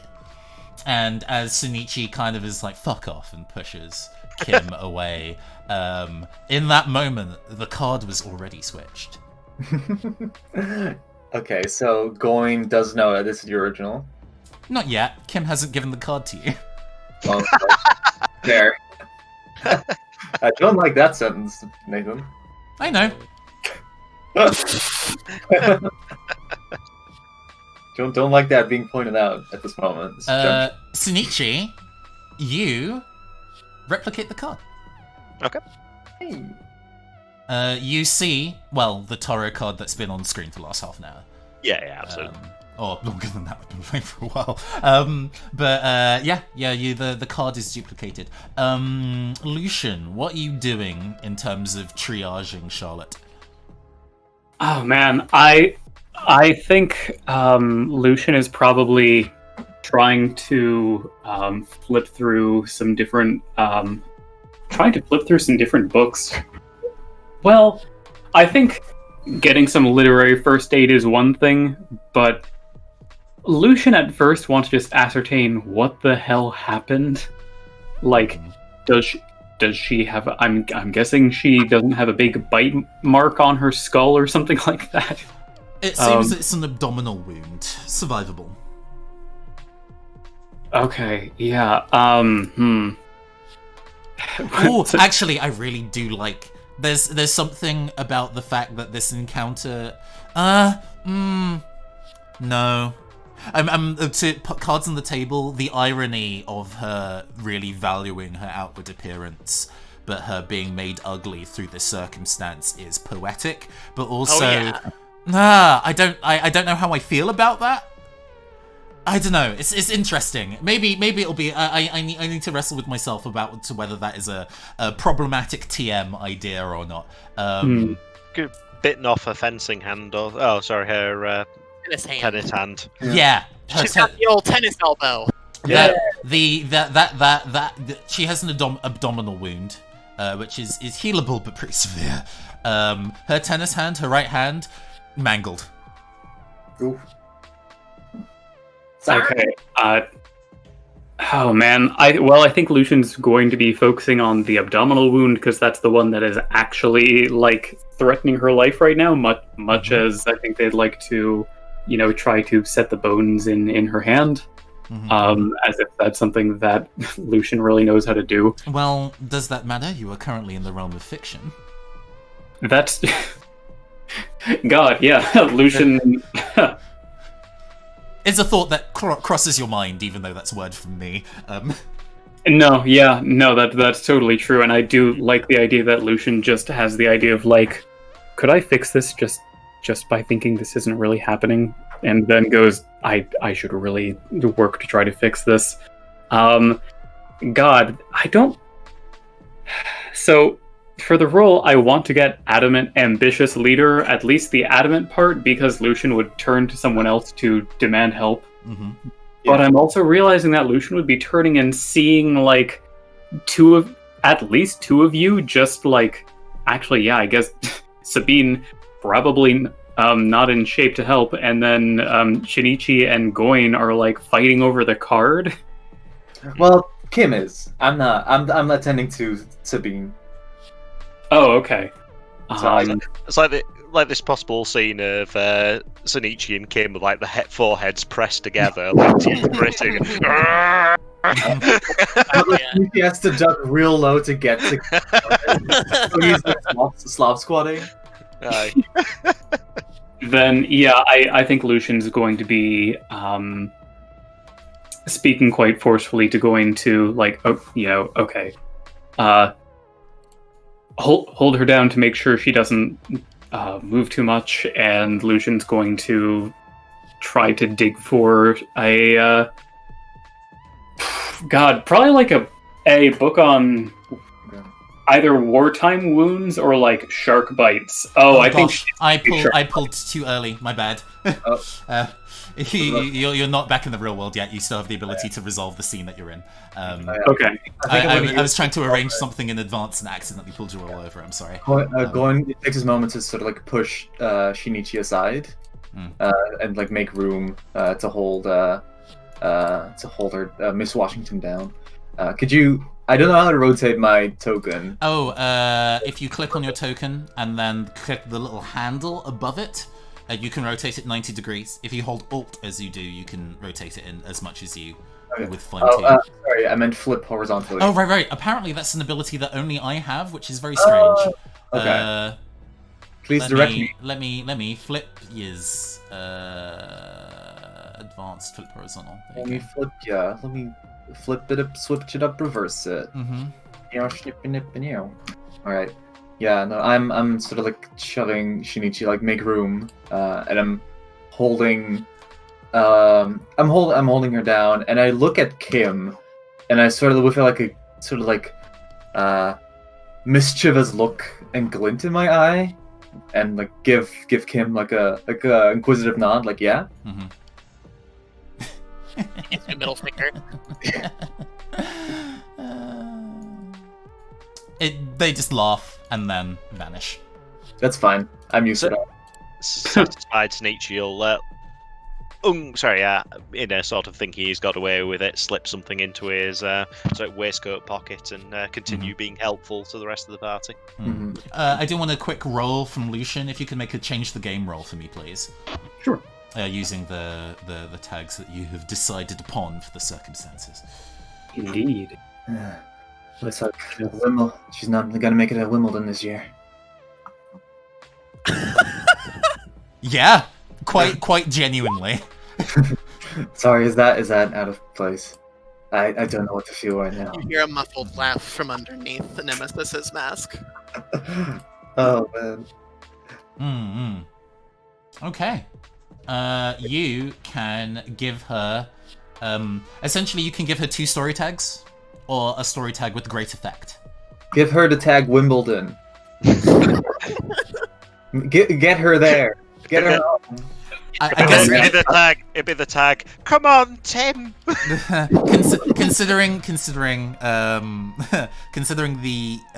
is the role, and then you all collectively leave the collective unconsciousness. The scene that happens after is going to be quite different depending on what tag you instill. So choose wisely.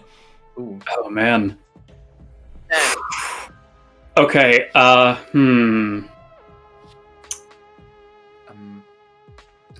we round robin into suggestions? I would just like to leave this as a Lucian only choice, unfortunately. Yeah, I think I'm going to go for 2 tags.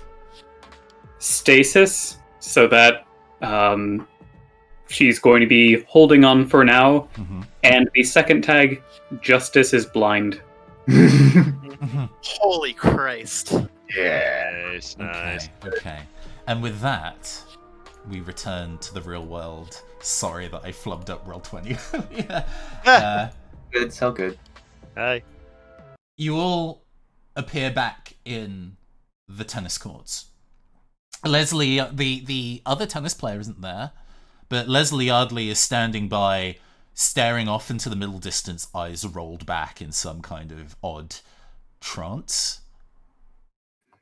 Then, slowly, she... what happened? Huh? Oh, what, Washington Summer? Oh my God, I catch Leslie and say, call an ambulance! Call an ambulance! and then she just runs away. She doesn't have the ability to question. She's been given a sensible command to her mind. And before she even processes what's happened, she's left the court and is making a phone call. And before long, an ambulance arrives, as well as Youngsburg PD, the local Atomicon technology, like law enforcement. Question for the group though: it takes a while for the police and the ambulance to get here. Do we, stay Or are we gonna implicate ourselves? Be very quickly dropping a message to our handler, I think. Mm-hmm. Okay, that makes sense. In the sort of, how difficult would it be if we were in the area of a brutally mauled 16-year-old heiress? Yeah. Right. I am going to go. Having a phone call with him is very, very sensible. I think, in terms of recounting the story, let me know what you don't want to tell him, because that's I don't probably want to tell him more that I important. ate Justice.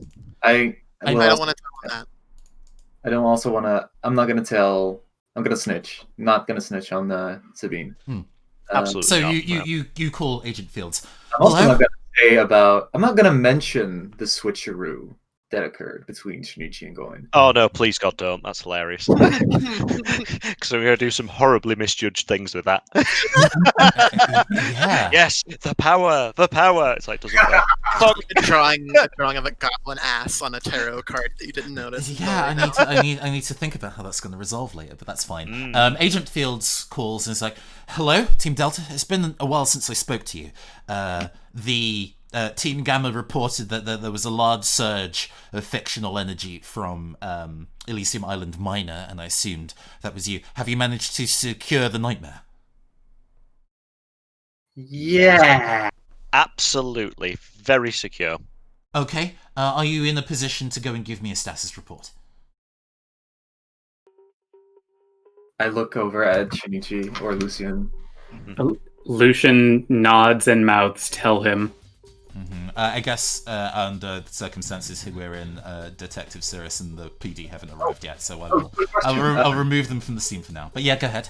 Is Sabine like a normal? Actually, yes. I also had questions about Sabine as well, but I wanted to wait till there was a break in the conversation. Okay, sure. Go for it, Sabine. What's good? So, where are we vis-a-vis the fiction bleeding over into the real world regarding being covered in blood and whatnot this time? Yo, can I make a very gross suggestion? You have like the taste of flesh in your mouth. Oh hell yeah! I mean that's true for sure. No matter I whether think point of order A, that's definitely true. Point of order B, in a way to make this spooky as well. You remember how the night before you had, well, 2 nights I guess ago, you had a weird nightmare about your parents and woke up with your bathroom mirror broken and your hand bleeding? Oh yeah. Your hand hurts. Huh. I'm not covered in blood. You look at your hand, and you put a bandage over your hand, but it seems that the wound has opened again. And there is, in addition to the red, streaks of black in that blood now. God, fuck yes! Awesome. Okay, thank you. That was going to come up anyway, but I think now is a good time for me to mention that to you, yes. In terms of like my psyche, to answer Ruben's question, she is just out of it. Like she's walking with you guys if you're walking, but she's not like engaged or like looking or talking to Agent Fields at all. She's just like, if she was told, a good analogy is like leaving the doctor's office after getting the "you're pregnant" thing, kind of, and you didn't really want it. You're just kind of like, oh fuck, Yeah. That's where she's at. Yeah. So you recount your investigation and having encountered St. Michael. It seems that the goring has been left off the description. Yes, please. And the theft of the tarot card has not been mentioned either. So there is currently so there's the duplicate that Shinichi made, which is going to be presented to Ryder as like, oh, this is the tarot card. Well. The question that Agent Fields is about to ask is, did they produce a tarot card? Oh wait, I'm speaking. Yeah. I mean, it's a group call, so anybody can answer that. But yeah. Yeah. As their sort of arcana form, fluttered away, all the energy seemed to concentrate into a single card. I think Shinichi has it. So it was exactly like before. Interesting. Yeah. Shinichi, if you could, when a member, if I'm sending Team Gamma over, I'm not in a position to reach the island, but we need to make sure that that card is secured as soon as possible. Yep, absolutely. And is there anything else you want to tell Agent Fields or ask Agent Fields? I mean, no one's mentioned the fact that Charlotte's in bad shape right now, right? Ooh. Possibly that she's injured, I guess, as part of the fight. More injured than... Lucian wants to know, what do we do here? Because if we just hang around and then go, it's fine, we're kid cops, that might not play great. Yeah, I think we should tell that the damage bled over into the fiction, but we'll be like, well, I don't know how that happened. It happened? Whoa, we're finding out about this right now. I mean, you can tell Agent Fields a somewhat inconsistent lie as people who are panicking in the fiction. That would make perfect sense. Yep, absolutely. Lucian is going to say, since you mentioned this as a group call, anyone can chime in. Yeah, Lucian's going to say, Fields, Charlotte's in not great shape, and an ambulance is arriving and probably police. What do we do? Well, if the police are arriving, Detective Cirrus, who's our touch point in between, will be leading the investigation since she is currently running this on the island. It turns out that the actual employees of the police department were too scared to investigate on the island directly and go toe-to-toe with Atomicon Technologies. So Detective Cirrus has been rendered the leader of the circumstances. So at least we have a point of contact on our side as first response. Okay. Cool. So just to check what we're doing with the card, because obviously Sonichi attempted to swap the one that was there with a fake one and ended up picking up the fake one again, and Kim picked up the real one. So what happened in order is that Kim manifested a fake card, switched it for the real one, so Kim has the real card. Right, okay. Shinichi duplicated the fake card, so you now have two cards on you, one of which you think is real. Absolutely, no, that was pretty. That was what I thought was the occurrence. That's cool. So obviously we'll be giving them the fake card. And I will keep the fake card. It's the real thing. Absolutely. Is there anything else you want to talk to Fields about? Yeah, I think Goin chimes in and sort of like whispers. There was also a witness, Leslie, the personal assistant to Washington. She saw us. Is that going to be a problem? Her eyes were rolled back, Glenn. I think she may be more involved than you think. Okay. Sure. We'll leave that thought as that is. I won't do a word of God there. There's no reason for you to disbelieve that theory. So, witnesses are complicated. We will have Detective Cirrus and everybody take any witnesses is in for questioning. We may be a governmental organization, but making things disappear, you can hear the air quotes over the phone, is something that's quite difficult to do both logistically and ethically. But we'll see what she said and proceed from there. Alright. Last question. Should we get the hell out of here? Yes, I think this concludes your mission. It's also getting quite late, so we will have somebody extract you from the island and onto a private boat to take you back to the mainland. Good job, Team Delta. You've it seems that you have put another nightmare to rest. We should really have a completely immune to the actual theme and mood of the moment. We all just sort of high five in the middle of the broken body of Charlotte Washington. High five, but there's like a question mark behind it, like high five. We did it!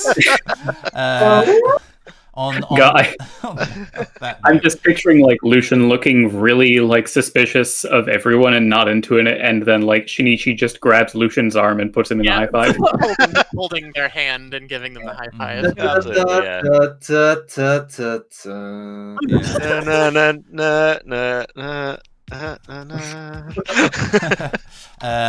Before long, Cirrus shows up on the scene, as well as ambulances and so on, and she's like, "Oh well, it seems that you have gotten to the bottom of things. It was Charlotte." Indeed. I hope Yes, it was.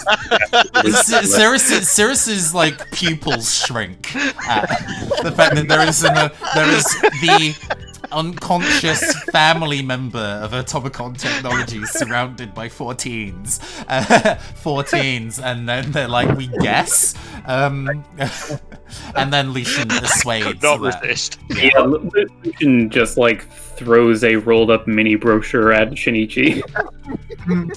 You give a rundown of the case and the explainers as to why it would be Charlotte,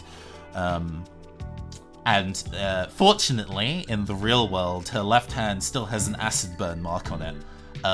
So it seems that piece of is still corroborated with the story. So it'd be very easy to kind of put her away for that. Right. Put her away, as it were. Well.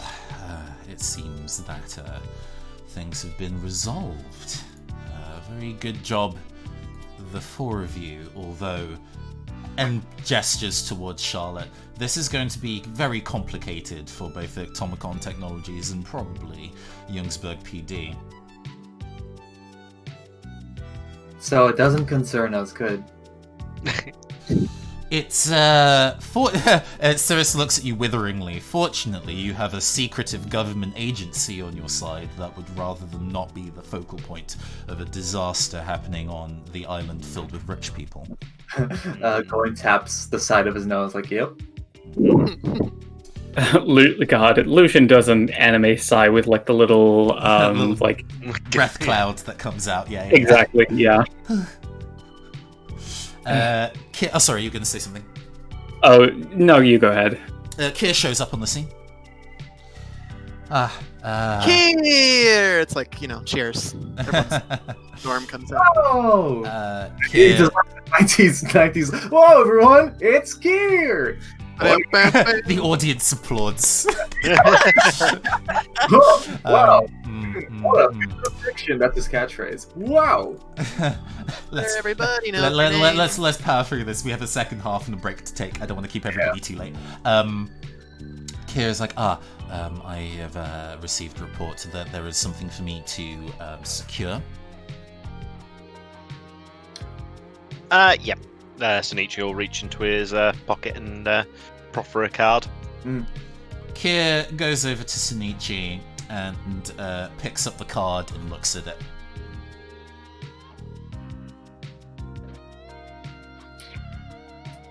Kier puts the card inside their coat and says nothing. Wait, what? What did he do? Kier puts the card inside their coat and says nothing. Okay. Bows quietly at the present company and walks away from the scene. And Goy's Goin wants to go up and be like, what the hell is that? But he also is going to just pretend he's not going to see it. Yes. Sonichi, how do you feel? It's fine. I've got the real one. My little cunning plans completely coming to fruition. Yeah, nothing magic go with this wrong. lad. Nothing go wrong. Kier stares at you in both like in and out of fiction with a 15-second pause. Just leaves. Every single one of us just like saw it happen. Everyone's whispering, we're here, right? There is now a weird, not cheerfulness, but a weight that lifts. The case is finally over. Your job for the day is done. You can go back to being regular teenagers again? Cigarette, anyone? Yeah. Sabine have three. Cirrus storms over. Not in the middle of a fucking crime scene, you idiot. No, my cigarettes. Yeah, she takes your pack of cigarettes off you. Sabine shows you the pack she has rolled up in her jacket sleeve. Oh my god, gremlin Mine- kids. Thank you very much. Mine didn't have a health and safety warning on them. They were really good for you. Cirrus looks over to the officer and is like, "Can you get these kids out of here?" Understood? Yeah, sure. Everybody follow me. As you all start to leave the scene, two things happen. One, Cirrus says, "Oh, by the way, we did look into the lost ID card that apparently was reported from Quinn Commandant. We actually, like any particular security card given to anybody on this island, it has a paper trail. And it seems that whoever did manage to get up to that card managed to do some very interesting things with it." She raises her eyebrows but doesn't elaborate. Goyne, you hear chuckled chuckling in the back of your mind. I didn't even have to do anything. Just making sure that the right people found the data is all. Wait, what? I just like put a hand in front of my mouth, like pretending I'm coughing, but at the same time I'm going like, what did you do? Without going into character, essentially, what the person who stole the ID card got up to all sorts of shit on their own time, entirely separate to any of the events of this case. However, Kim was able to nudge fate a little and make sure that somebody was able to find the paper trail. Alright. Well, thanks. Good job, bud. What can I say? What goes around comes around. Speaking of things that come around, when are you gonna pass over the card to me? I'm good and ready, pushy bitch. Just a little aggro there, but you helped me out there, so I'll let it slide. And the last thing that happens, you all leave the scene. As you leave the tennis courts, Leslie Yardley has like a blanket around her, like for warmth against shock. As the paramedics come in, the ambulance come in, and Leslie makes a long, hard stare at Sabine. It means both everything and nothing. Sabine, you almost puzzle in your head what that stare means. I have an idea. And it just sits with you. It just sits with you. Shinichi, your phone goes off. Moishi, Nietzsche des. Said In the most Yorkshire accent, yes, as I can imagine. the flattest way possible. Like that. Yeah, no, your real voice there, Tom. Amazing. You hear a voice on the other end of the line.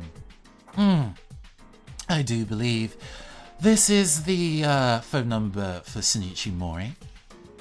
You recognize it. It belongs to a one Carolina Johnson, the second in command to Baza, the boss of the organized crime ring that you work for. Caroline, how's it going? I wonder if you should be taking such a casual tone with me. I've been hearing word that you've been considering leaving the organization as of late. Well, it's busy time, school, exams, having a little bit of time struggling to fit in my deliveries. How it is. Yes, indeed. Well, it's always been known that the Mori family is unreliable when push comes to shove. You take after Shinichi very well. You take after Shinji very well. Shinji is Shinichi's father. Well, I haven't seen him for at least 5 or 6 years, so I wouldn't be able to say much on that. No. In fact, I'd probably just agree, I'll be perfectly honest. There is, however, the matter of severance pay, as Basil likes to call it.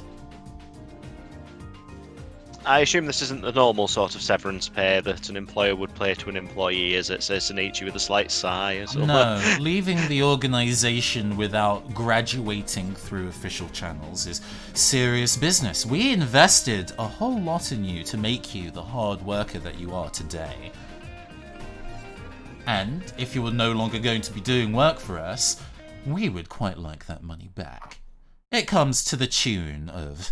And the camera kind of pulls away from the conversation, so we, as the audience, do not hear the number that is stated over the phone, but Sonichi absolutely does. How long do the lips move for? Well, That's a lot of zeros. with this call coming on the other side of the phone, there is no lip movement necessarily, but we do see Sonichi's face change at the result of the number given. There is lip movement, but it's Sonichi's mouthing out "fuck." But like, fuck.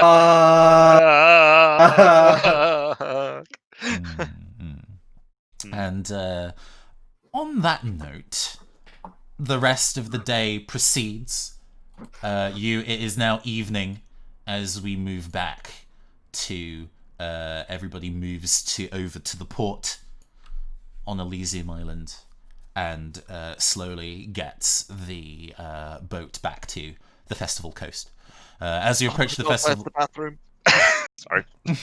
as you approach the festival coast, whereas it dips into evening, the fairground on the very edge lights up, and you see the Ferris wheel sparkling in the evening air, which would be a pleasant scene, a relaxing end to a long day, had you just not witnessed what all of you have witnessed. How do you all feel? Gwen takes a long sigh and goes, is just very deadpan. I'm just glad we can all trust each other. And looks at the ocean. Thanks for having my back, everyone. No. It got real messy in that fight. I honestly thought I was a goner there with that thing around my neck. Really, Hey, Yeah. go. I'm sorry. No, it was not a good time for a joke. I'm sorry. Go ahead. All right, Sabina, I want to hear your joke. After Later, can we let's maintain tone. Yeah. Sage will nod to Goin and said, "Yeah, serious surprise to you, friend. It takes some serious guts to turn your back to a creature like that." Just nod in a very impressed kind of manner. Yeah. What can I say? What can I say? I saw Sabine in trouble, and I just responded. My body moved before I could think about it. Thanks, Gwen. Yeah. She says, just staring at the floor still, which she hasn't looked up from, Yeah. since you guys got out of the Yeah. unconscious. I'd do it again. Are you okay, by the way? She gives a little, the so-so hand motion from the, Yeah. I'm alive. Yeah. We'll talk about it when you're ready, if you don't mind. A little nod as she goes back to her spot looking at the floor, trying to practically burn a hole in the bottom of the ship. There are cheers of delight in the distance as fireworks start to explode over the fairground. Is there anything else anybody wants to say before we go into break? I have one thing on Round Robin. What? I have one thing I want to say, but others can go first.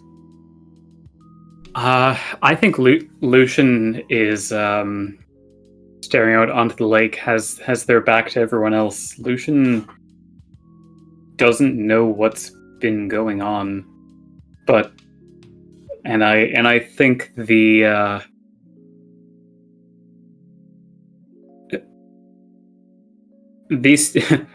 been a lot of strange energy going around, and I think Lucian's feeling pretty alone right now. Going walks over to Lucian and puts a hand on their shoulder and goes, "So did I see you do a honest to god cartwheel? Holy shit!" I mean, I guess I can take credit for it. You know, the wings really give you a lot of extra lift. But You gotta show me how to do that, because I want to incorporate that in my moveset, you know? oh, I mean, just about anyone can do a cartwheel. That's not the hard part. I mean, watch this, and I follow, I guess. Falls into the ocean off the boat. This laughter is definitely in character, also, because like I think Lucian can tell that was probably like an intentional pratfall. Yeah. It's like, oh, okay, well, I don't have a pair of wings for you, but yeah, it's all right here. Take my hand. We can work on it. Yeah. Going like clasps their hand. And with that, we will move into the break. On the other side of which, we're going to do some dream sequences and a live tarot reading, which I'm terrified about doing correctly. Yay! I am going to do the eye catch this time in some voices that you've not necessarily heard yet, so that's fun. Oh. Get to hear it done right.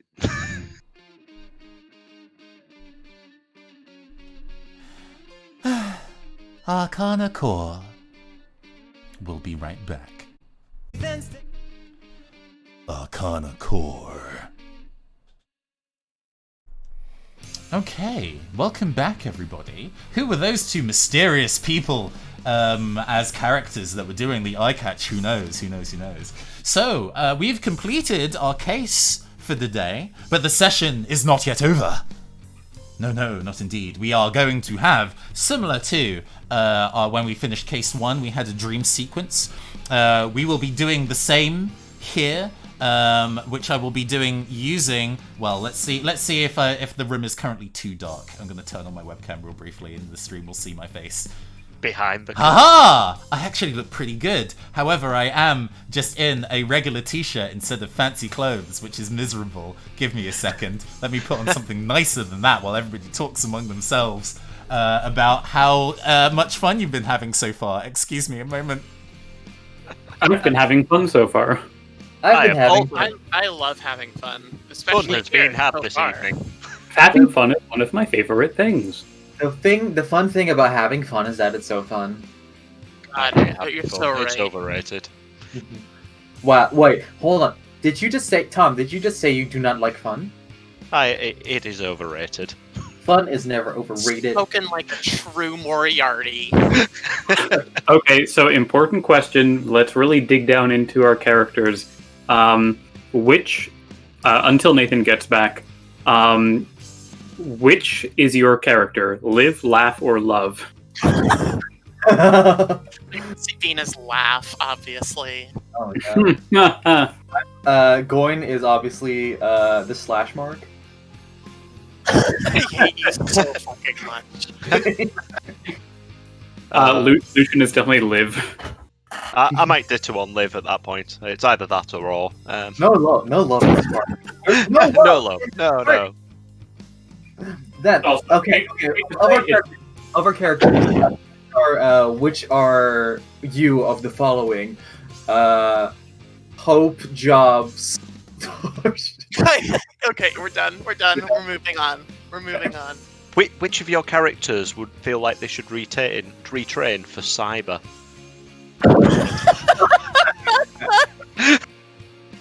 Jeez.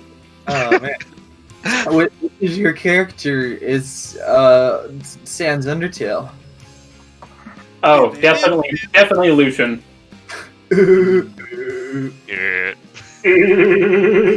There we go. We are back and we are fancy. Welcome back. We are back and we are fancy. Much better. Quick change Oh my God. artists like Cher. Hell You yeah. cannot- A whole bunch of Undertale sounds. That is the energy that we came back on. I don't know, the parasocial relationships demand that I look glamorous at all times. Yes, indeed, thank you. Battle Fairies, thank you. But yes, So this dream sequence that we're going to do, and I recognize that my lip flaps are going to be a little slower because we're using low light here. We are going to be doing a tarot reading live, which is very, very fun. I have this vapor. Let's move this closer in a way that you can see it. This vaporwave themed tarot deck is what we'll be using for this particular journey. And so a mysterious character or characters are going to be doing a tarot reading for one of our player characters, and I'm going to be doing it in real time, which is going to be really, really fun. And then we're going to go and play out scenes based on the cards we flip. Sound good, everybody? Mm-hmm. Yeah. Cool. Yes. In that case, I will turn my webcam back off and shuffle some extra death cards in. Okay. Cool, thank you. Yo, give me one of the reverse towers, please. Okay, let's see. I mean, who knows what we might pull. What sex move is that, Ruben? Huh? What? I said, what sex move is that, Ruben? The reverse tower? It's when. This is a PG-13 stream. I mean, the last thing you want is the foundations of your preconceived notions crumbling during coitus, but if that's what you want to... It's not coitus until they crumble. God, Ruben speaks for me all the time. Yes. That's what a true friend is. That's what a true friend is. Coitus deconstructus. Uh-huh. No. Okay, all right.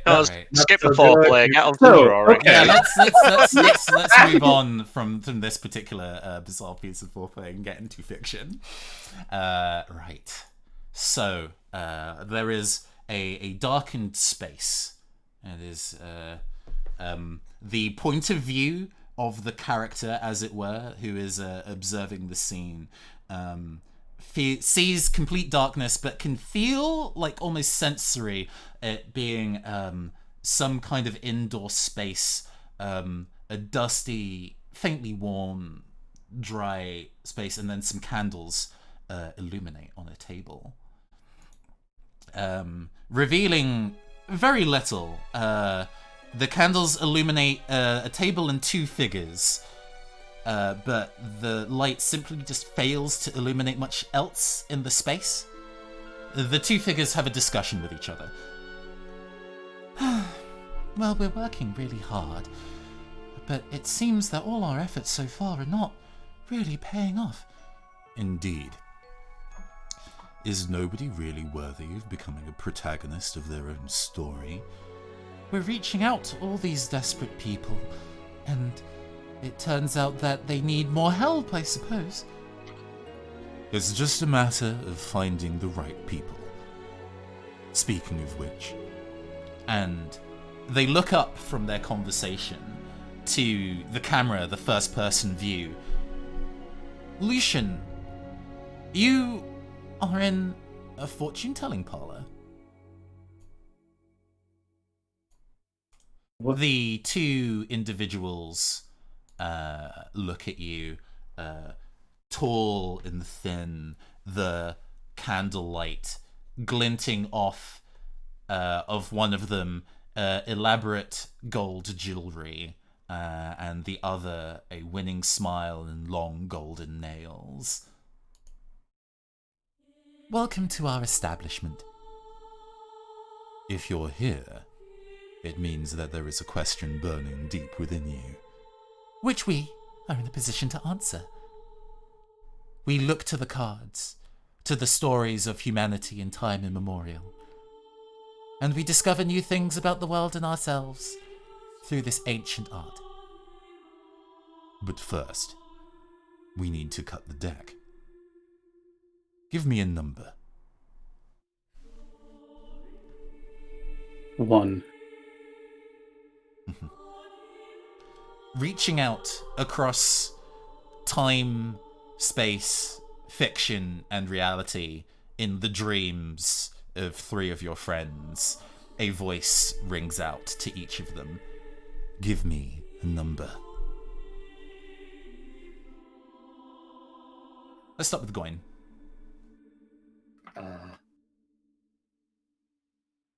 21. 1, 2.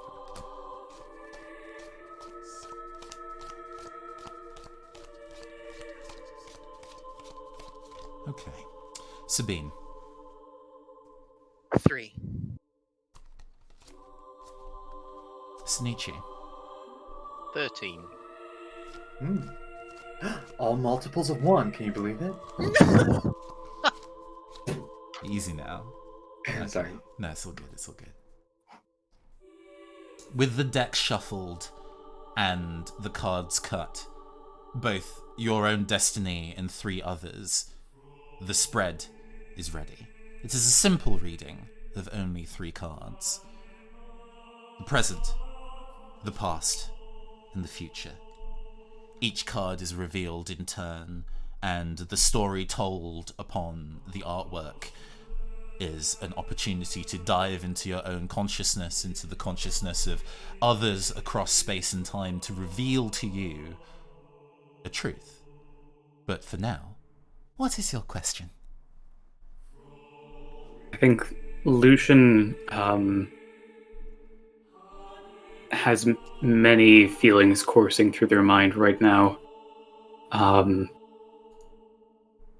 But almost without being able to consciously think, their mouth opens and they say, "Why is all of this happening?" A bold question, a curious question. We like those. Very well. The reading shall commence, and so new history shall be written.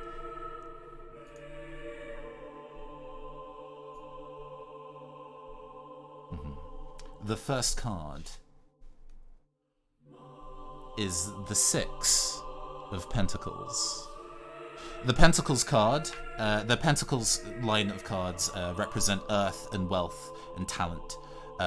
Whether that is your own talent or those of your friends, whether it is physical wealth that you own and hoard, or are giving out to others. The 6 of Pentacles upright specifically is about a generosity of one's wealth.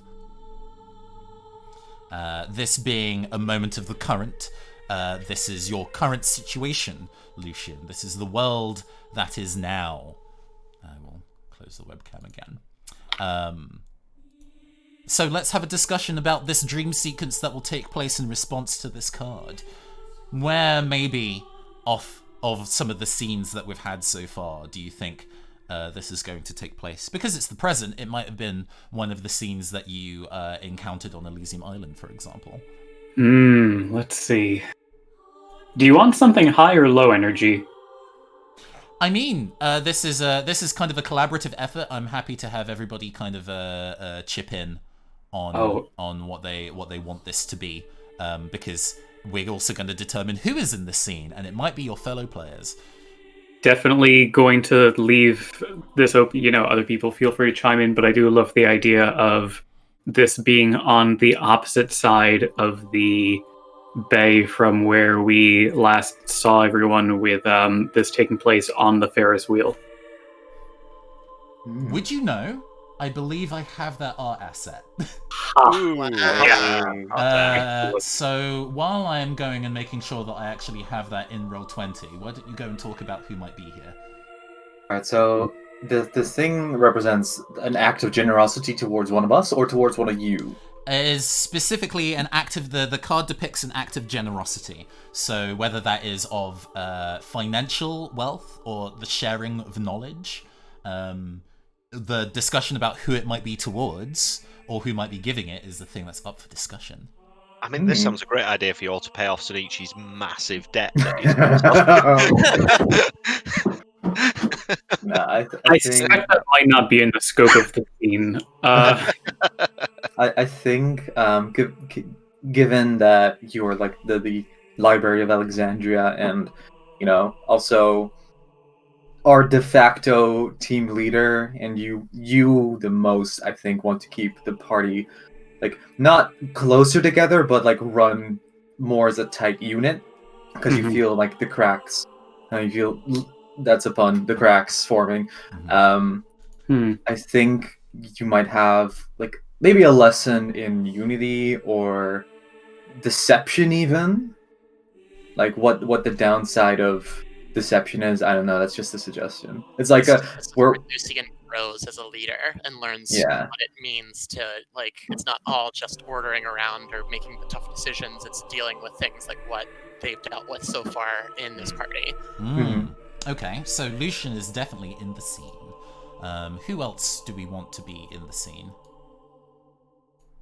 Kim. I mean, it seems pretty reasonable that it's the entire party. yeah. So It's very crammed. let's go with that, and Kim can also be present in scene. He's like hanging outside, but like literally hanging onto the railing. This scene all takes place on top of Kim's head. Who has become giant? Okay, just pulling everybody out. Kim's so giant you don't even realize it's Kim. On the right token ladder. We all live inside the eye of a giant Kim. Oh my god. Oh, Lucian giving us this bonding opportunity to have a go on the dodgem. So what you do is you drive round in a nice friendly manner around the edge of the arena and no, not like Okay, I think we're ready. Okay. So I'm going to pull everybody over. And let's go and select the music for this. Ooh, we're in the Mythos mode for Eminem. This is actually the real Very world nice. version of this scene. I actually have both the real world and the Mythos version of it. Oh. Let's get the music. Festival. Lucian canceled. So should we switch back to our everyday?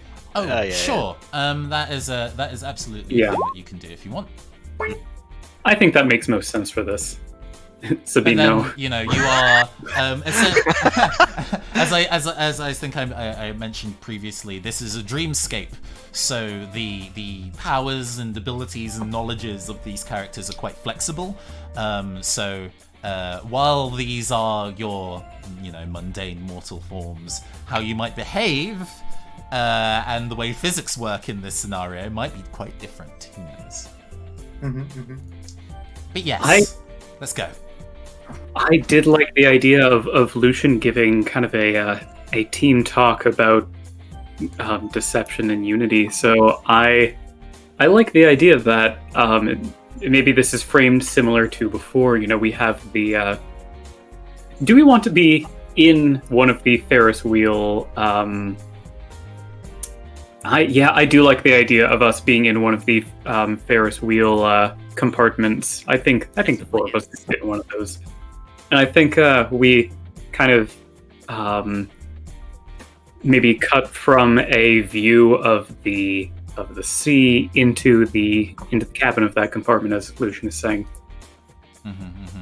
We get this view of the festival coast and the fireworks exploding in the air as the camera slowly pulls towards a carriage on the Ferris wheel. And we see the four of you staring out at the explosions and sparkles of fireworks as they light up the evening sky. So why did you call this meeting in a Ferris wheel of all places? Oh, well, it's private. No one's going to be running away or running in here. Not that I'd worry about you all running away, but it's more memorable this way, and I wanted to talk about something that I hope we can all keep in mind. Sure, yeah. all ears, honoured leader.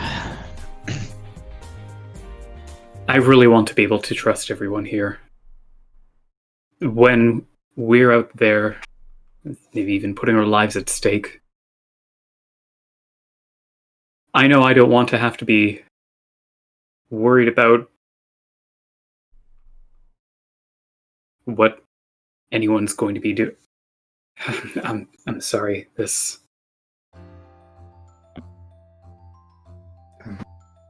Listen, we've been going through a lot, and I want to know that I don't want to have to go toe to toe with any of you. Not, God forbid, literally, but even just figuratively, the idea of having to stand up to any of you, and I couldn't do this alone. I couldn't do any of this with anyone else. I really believe we need each other. And sometimes I worry that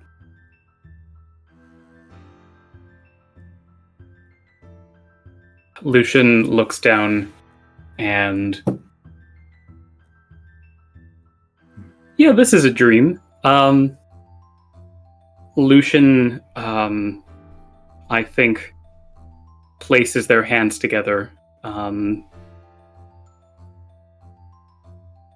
here. And Lucian, I think, steps back. All three of you turn around. And Lucian opens their hands. And you see, I think, three perfectly spherical marbles of blood in their hands. I want each of you to take one. This just seems important to you. Yeah, I'm game. And Goin steps over and grabs one, like gingerly between an index finger and a thumb, and looks at it. Go ahead. It feels glassy. It is definitely warm, and I think looking into it, you can see that despite the fact that it is thick, you can almost see out the other side. And looking through the other side, I think for a brief moment, you hold it up, and you're not even thinking about what's on the other side, and you look through, and you see Lucian's face, battered and bloodied and bruised, and then you blink, and it's gone. Goin looks quizzical, but then sort of like motions at the other two, like, "Hey, you take yours." Zanichi will step forward and reach and sort of take the marble and roll it between his fingers slightly. And eats it. Oh no. No. That did run through my thought, but nah. Let's say as the journey to discover our own personal mythos and the story behind is indeed a personal thing, but I feel our stories are very much interwound, and know that any decisions that I'll certainly make will be for the best of the group together, and we'll certainly do them with this group's consideration. Thank you, Lucian. She'll pocket the so the marble will probably just vanish in a sort of way that he's pocketed it, in a very sleight of hand kind of manner. I'm relieved. I'm glad to hear that, Shinichi. Yes, Sabine. Sabine walks forward after Shinichi takes his marble, and she holds the marble in her hand, looking at it. Sort of turns it on its side, and she splits it down the middle. She gives one half back sort of to the air in which that it was floating before, and she holds the other half in her palms and says to you, there's only so much of myself that I know that I'd be able to give without going too far. I would rather not hurt all of you. I will take the half that I can control and hold it as close to me as I can. But you hold on to that other half so that I don't lose you too. Oh, man. Oh, I'm crying. Hey, Nathan. Mm-hmm. How mean should I be? It's your dream, baby. I think Lucian smiles. It is a, but you can see their eyebrows kind of move together as if pleading, and Lucian also begins to cry a bit. I'm afraid you maybe already gone a little too. And then you can just see from the top of Lucian's head a crack beginning to form and starting to split their face open, moving down their body, and I think the dream abruptly cuts there. Fuck yes. Oh man. Nice. Oh my god. An interesting vision. Yes, fortuitous sight indeed. It seems your friends are important to you, and you want to give them the best.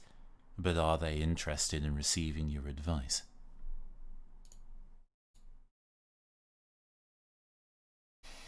We shall continue with the next card.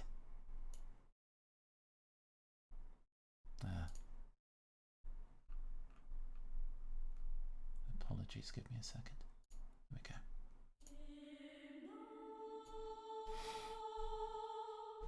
The next card we shall look at is the card of the past. Yes, the past of maybe yourself or maybe others, or maybe circumstances you are not yet aware of, but they are significant to your situation.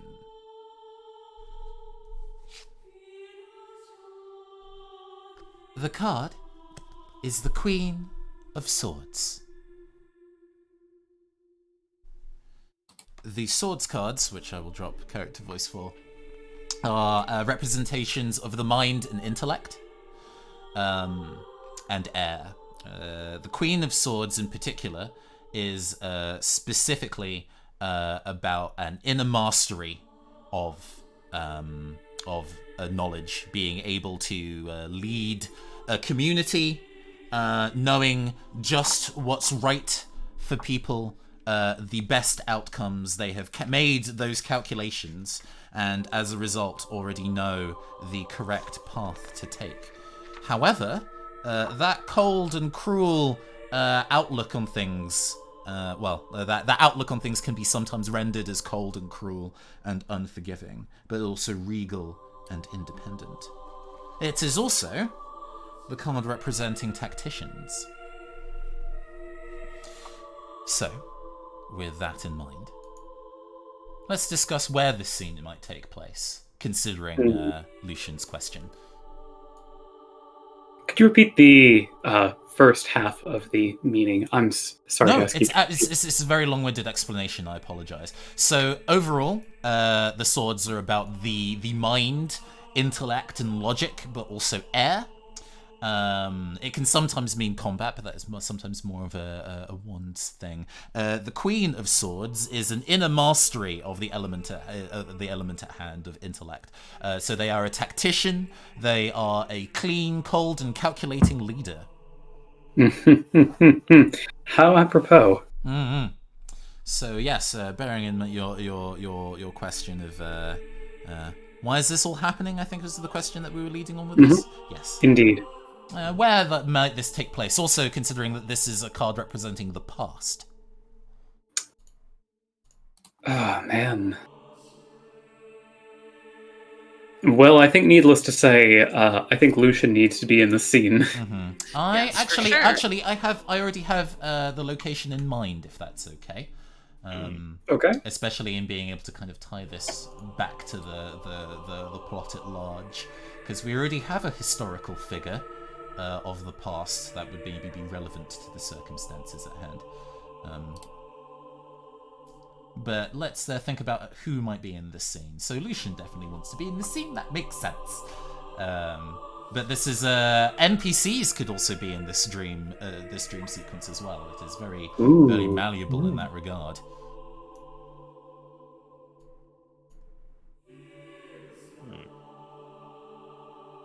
Fields be in it. He seems like he would be a good a good resource to be present in this Repeat dream. who did you say? Fields. Oh, Agent Fields, absolutely, sure. Yeah.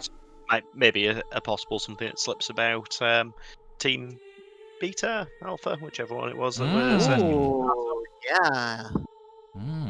that is very interesting. I like that. Okay, let's work with that. We also have the option, especially with this being, well, I suppose if this is, I was going to say, I don't necessarily have to play Fields in this scene. Someone else feasibly could take on the role of Fields. I kind of want to talk less slightly during these dream sequences, but also if you want information, a bit of lore and things like that. Actually, let me go and pull an NPC that somebody can be, because I have a collection of NPCs who have not been allotted characters yet, and might be interesting for the circumstances at hand. I'll be them no matter who or what. Okay, sure thing. You're Shitbozo the clown, and it's your new main character. Hey everyone, I'm me, Shitbozo. Well, this year you're down in the dumps. Let me help you. Okay, cool. We have our characters and our location. Let's get it started. We find ourselves in the Statue Square on Elysium Island, although not necessarily in the same type of circumstance as the island you just visited. There are buildings here, but it seems that they are not all necessarily modern. They are a melange of ages across centuries. The water laps at your feet.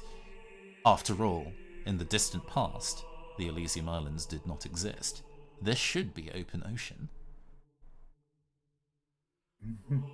Lucian, you step into the plaza, exiting from a bookshop that, as you turn behind you, now reads as closed. The statue, glittering, of Parvo, the crown, is in the middle of the square, alongside a man in dark glasses, a scruffy beard, and a very well-pressed suit. Am I playing Fields? Oh no, your character will come up in a little bit. Okay. Don't worry.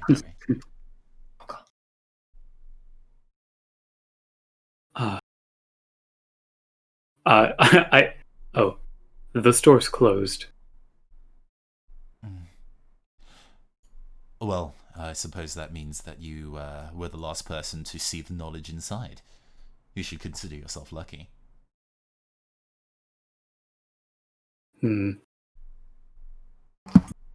Knowledge only sometimes makes me feel lucky, but I think, Lucian, I'm enjoying playing with the dreamlike element of this. Lucian raises one of the books that they picked up, and it is just the cover has no words on it. The binding is kind of fancy, and it's the same color as the blood marble from before.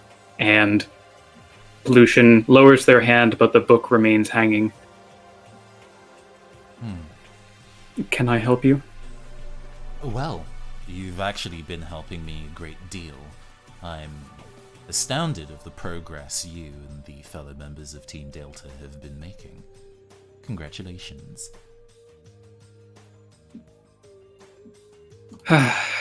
I'm glad you're happy with it. It's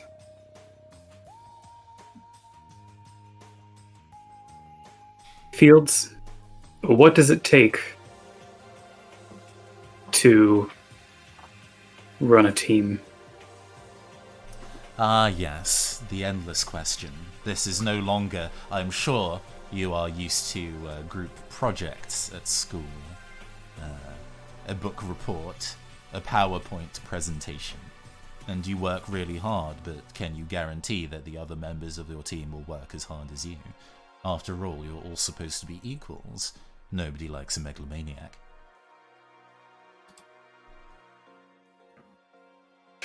Oh man, Lucian waves a hand over the book, and it opens up to reveal, almost like pop-up diorama style, a chessboard. And I think the pawns start moving by themselves. That may be true, but even in some of the most democratic organizations, there has to be a captain that can dictate what course of action to take in times of emergency. Very astute of you. I suppose this is why we decided that working with you was a wise decision. After all, you are not the only teenager in Jungsburg who has a myth buried deep inside. We didn't need to select you.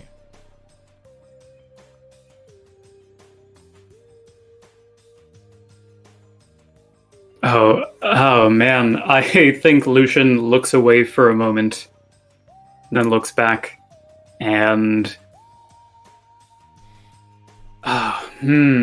Yeah, Lucian looks away, looks back, and then raises a hand that has 3 pawns and a king,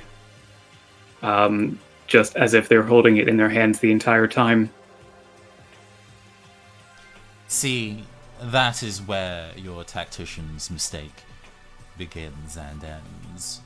You're operating as separate units, separate stories written by different authors, when, in reality, and Agent Fields pulls a poker chip, and it appears that, like, a face of his, younger though, is on one side, and then he kind of flips it up in the air, and the kind of camera pulls in, your view pulls in, as you kind of see this camera, the poker chip flip, revealing his face and another's, and as the coin falls, as the poker chip falls out of view, there is a second person standing behind them.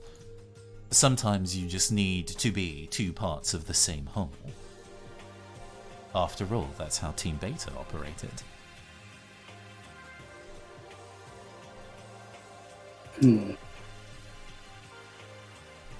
I was so glad to find other people who could understand the things that I was going through as a young man. You go through a whole lot not really knowing whether the things that are part of your experience are real or fake, or shared by others, or your unique, singular idiosyncrasies and neuroses. So I took to the fact that I had a partner quite well. And you were lucky to have me because you had a lot to deal with, Fields. I suppose. Mastering one's mythos is apparently hard work, and I wasn't much of a reader when I was scouted. True, it's almost that I had to teach you, well, what many words meant, and it was time well spent. But I couldn't believe at first that they assigned me to you at first hand. We made an odd... Yeah, go ahead, sorry. And this person goes, we made an odd pair. Got a good one. Agent Fields turns away from you, Lucian, as if the conversation with you is now less important than the conversation with this new person. Yes, well, it is a lot. His voice breaks actually in exasperation. It is a lot of pressure to have the image that you are supposed to reflect, supposed to embody a Greek god that is one of the more well-known ones. Oh, come on. Everyone knows that the Greek gods were mostly rabble-rousers and incestuous blackheads. Come on. You didn't have a lot to live up to. Well, sometimes it is the small stories, the fairy tales, the yokai that are actually where the true power lies, but I suppose you would know. Well, what I'm saying is, you could have picked any story, but you wanted to be the one. You wanted to listen. You wanted to read the one that made you conveniently the most important, and that pressure, well, look where it got you. Pretty far up, I'll admit. Yeah, but working without you, and that is all the difference, really. He turns back to you. I think at this point the chessboard is blank and the book shuts.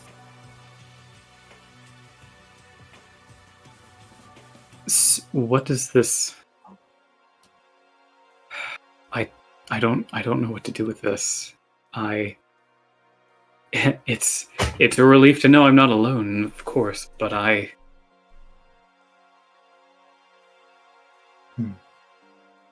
Well, go ahead, sorry. If I can offer, we don't know each other, and you don't have to know about me, but if I can offer a word of advice. You read books. You have a lot of role models. But your friends can also serve as a role model. In fact, you probably should learn more from them than you do from books. The theories, the crafts, the philosophies, all the discourses, all the discursiveness that you've collected inside your brain and turned into a very expansive net of mind, of mental force, of cognitive power. No net holds up to the cruel, brute force reality of, well, how people interact. Listen to your teammates.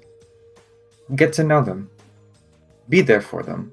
Don't expect the same from them. Show them that you'll go through thick and thin, and maybe then you'll understand what it is to be a leader. It's not to lead.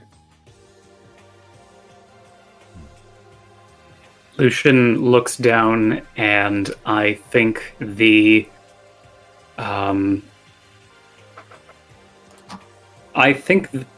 book is actually slowly turning to dust and is blowing away in the wind.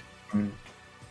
You may be right, though I find history offers many more grim warnings than it does role models. And I can only hope my teammates serve better in that capacity.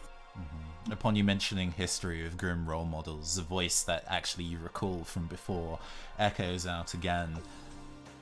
Human hubris has caused the loss of such precious knowledge. It has happened before. It will happen again.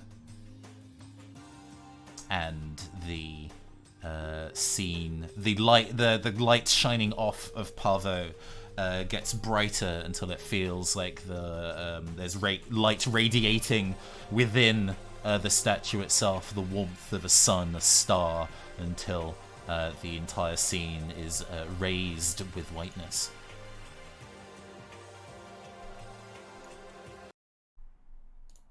Indeed. I suppose the past you can learn a lot from. But it's looking to the future where you can actually put the knowledge of your ancestors and your forebears to best use. It wouldn't do to learn new information and not make good use of it. The final card, then. Yes, the final card representing the future.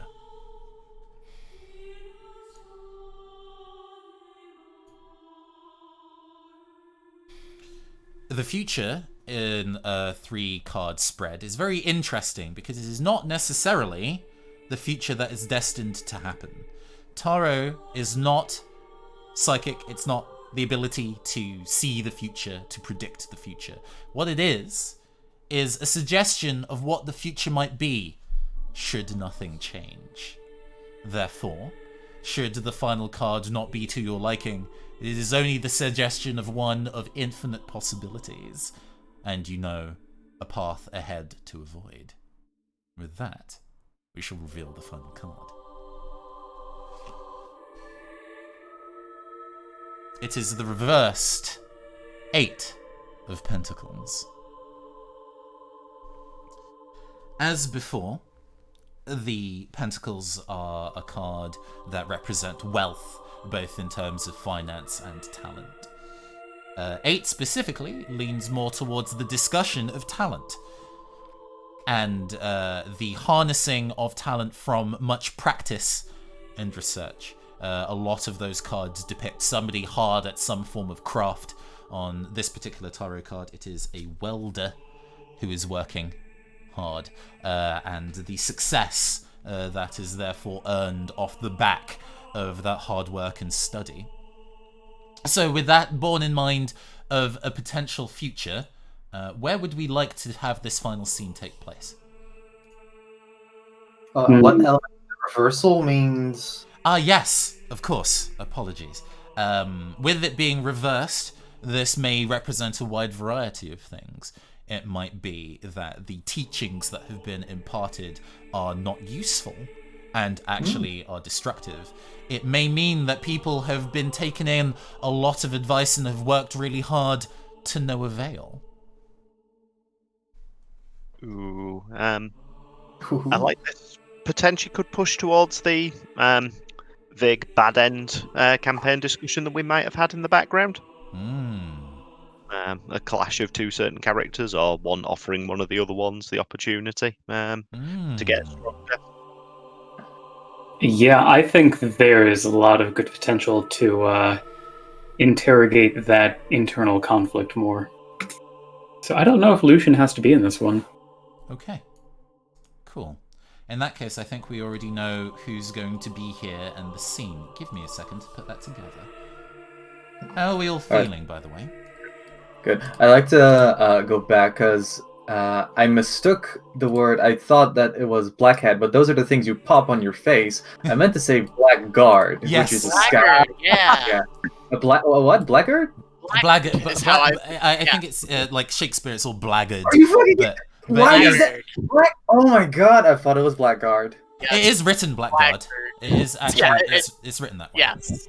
Okay, But when I that's heard good. it was pronounced blackguard, I was like, what the fuck? And then I never forgot about it ever again. Okay, no, that's good. No, thank you. But yeah, I meant to say the Greek pantheon is a bunch of blackguards. That's Black perfectly head fine. worked. Yeah, it made sense, and I was Insulting enough, so and it I was worked. not about to interrupt you, so Okay.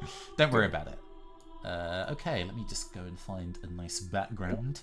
I'm feeling excited. This is cool. Have we got something stormy and portentous? Yeah. I'm having a bit of a think about the best place that could potentially be. I might have to dip into. We can like let's say like the worst end of like a sort of a half destroyed version of Young City, Youngsburg. Okay. Yes, actually, you bringing up Jungsburg as an overall location, I think, is actually quite prescient for what this should be, and I have the artwork for that. Give me a second to go pull it. Here we go.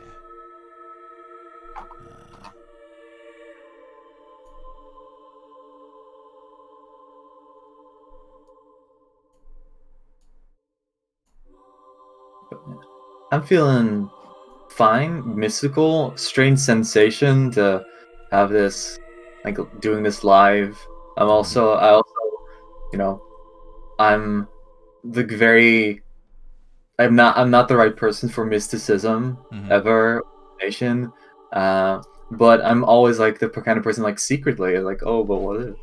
See, this is why I really enjoy tarot as a storytelling medium.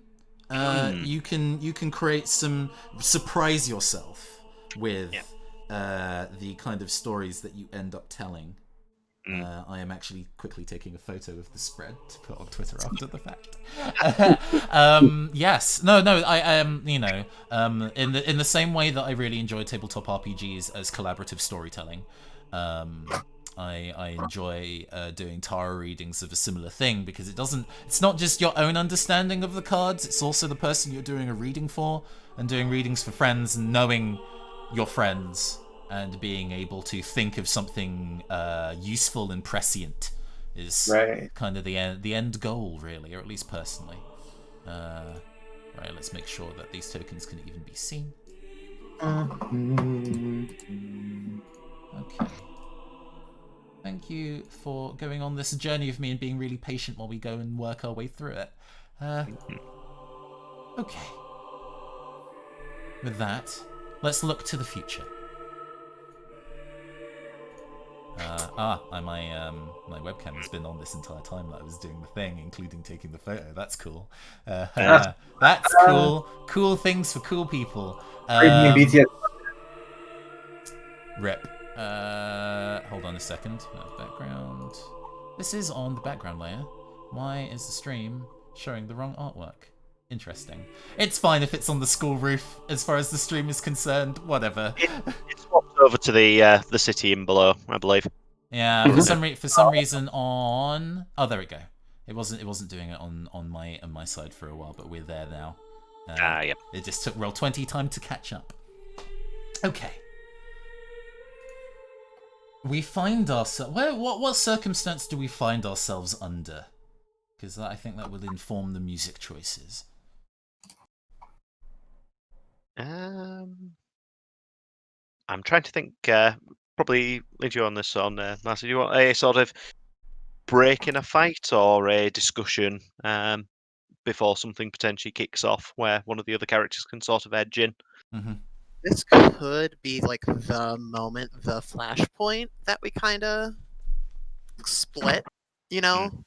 I like that.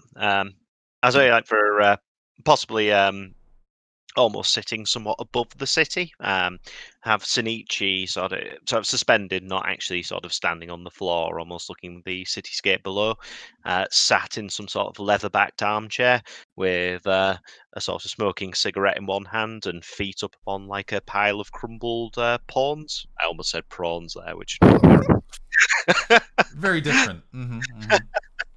very sort of. Could I have the fate one possibly, if it's the Oh, sure. that sufficient levels of creep behind it. So there is a specific song from Umineko that I was thinking about using in the case and then didn't, and I think now would actually be a really nice time to use it, if you don't mind. I'm game for a bit Umineko. Hopefully Roll20 will collaborate. Yeah, Far better. Have at it, friends. I think just to set my position as well, I think Sabine, maybe, I don't know if you're okay with this. No, Rob. We can still, I still like your idea of like Shinichi being in the chair and all that stuff, but maybe this is on the school rooftop. So it kind of calls back to where we were always hanging out and stuff. Yeah. Oh, okay. I mean, this might the scene might escalate as we go, innit? So yeah. Let's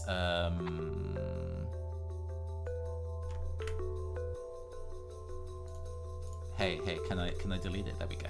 We start out on the rooftop. Yeah, let's start out as not in mystic form and. Okay. Shinichi, you know that this has gone a little bit too far for what I'm comfortable with.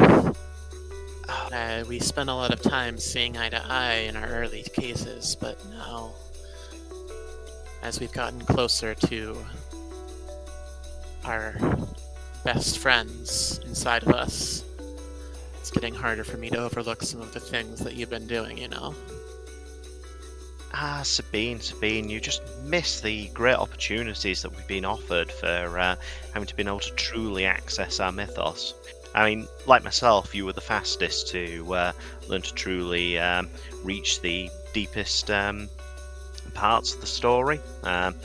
Although I was first to work out that you could pull things within yourself, bring them into reality.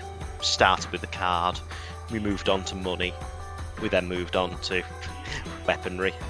When I found out I could bring Longinus into the real world, things got complicated for us. Exactly, he'll say, sort of smiling, looking over at the city.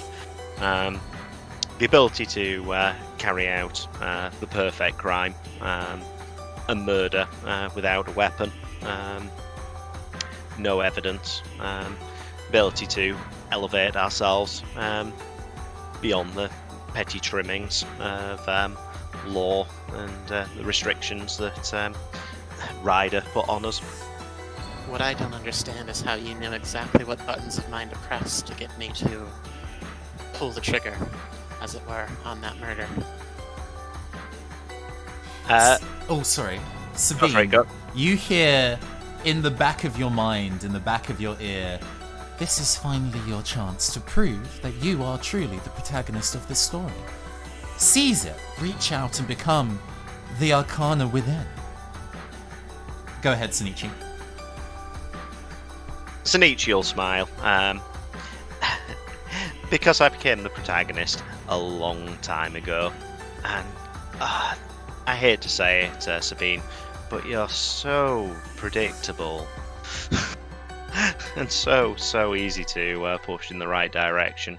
Sunichi, you hear in the back of your mind, indeed, the stories made by humans are pure, fair, uncorruptible.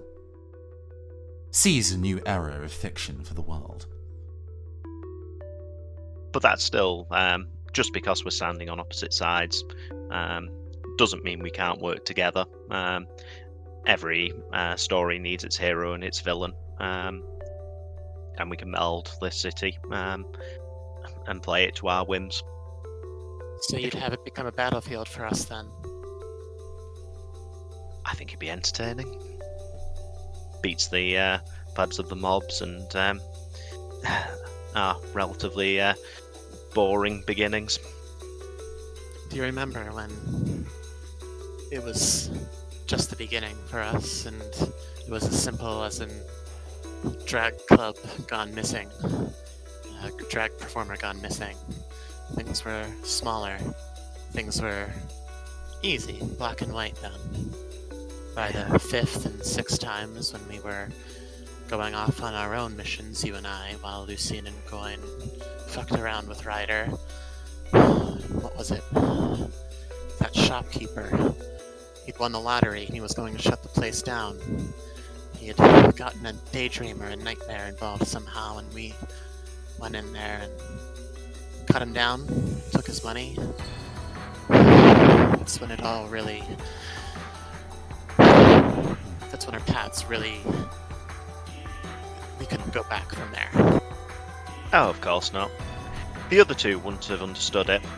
They dabbled with their stories. They never truly embraced it. It was... Much as I watched all these people slipping into nightmares,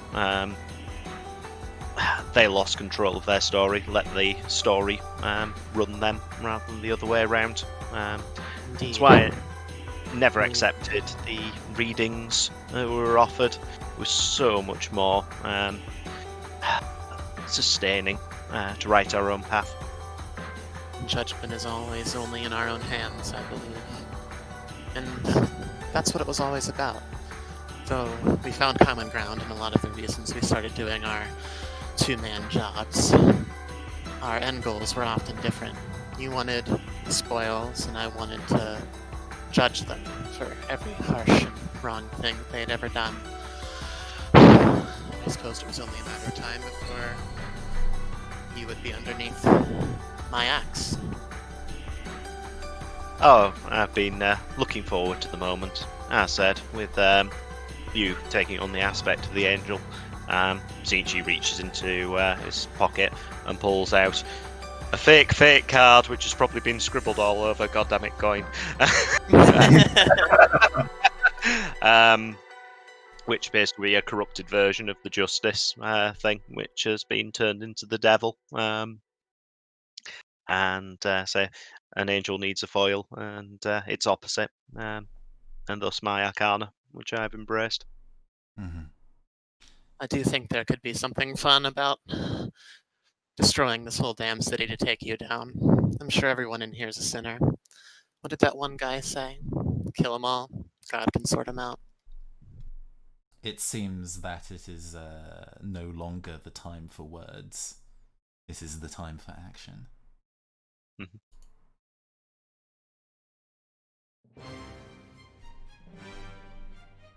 I think a cool thing about this would be, rather than at this point in Sabine's sort of tenure, she no longer dons the suit of Tenchi, rather her own eyes glow with the red sort of,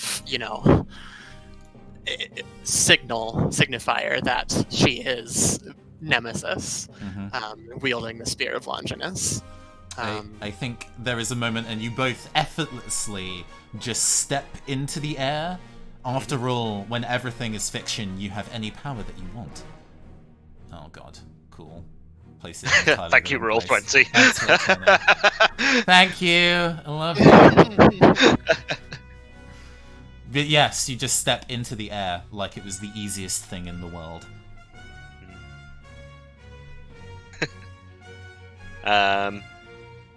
Sonichi sort of, presumably there'll be a moment as the pair of them sort of go back into a about to strike kind of moment.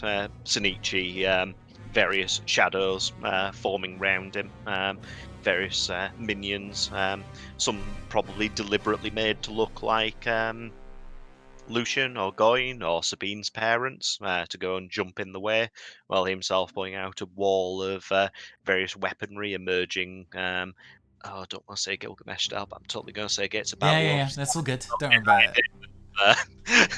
Rifles and pistols, which will start sort of blazing, somewhat heading Sabine, but the ones not targeting sort of blasting into the city with no concern for the amount of damage it's doing. And on the opposite end, I think, Sabine is just like slashes of Longinus and beams from her eyeballs just ripping up things. And, it's kind of just a complete destruction of the city. A childhood version of yourself appears as part of the line of clones that Sonichi makes, and you cleave it in half without even blinking. Oh, absolutely. And I find Sonichi's too, and I take him out. As the battle begins to rage and small explosions kind of start up in the city, and you hear panicked yells as this assault rains down across Ljungberg, the camera pulls out into the sky. It appears that this entire area is but on a page of a large tome, as we see a long hand with golden nails scribble the end of this tale and snap the book shut.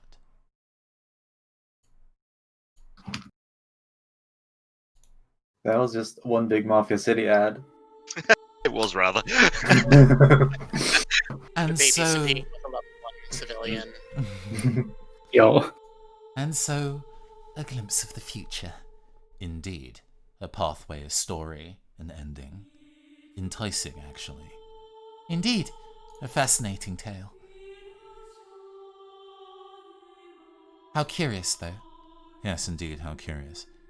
That there were two people who were prime candidates for being protagonists of this tale. And yet I did not see you there, McHarfarm. Indeed. Mightn't it be better that you become the protagonist of this story instead, and ensure that this ending does not occur? But of course it is up to you. Or you can just remain a background character and let fate decide for you. Quite. I believe that is all the reading that we have for you today, all the time we have. Quite. I hope that this has put you on the path to understanding yourself, understanding the world, and understanding your story. After all, you do have a library within you. Use that knowledge wisely. Farewell. Farewell.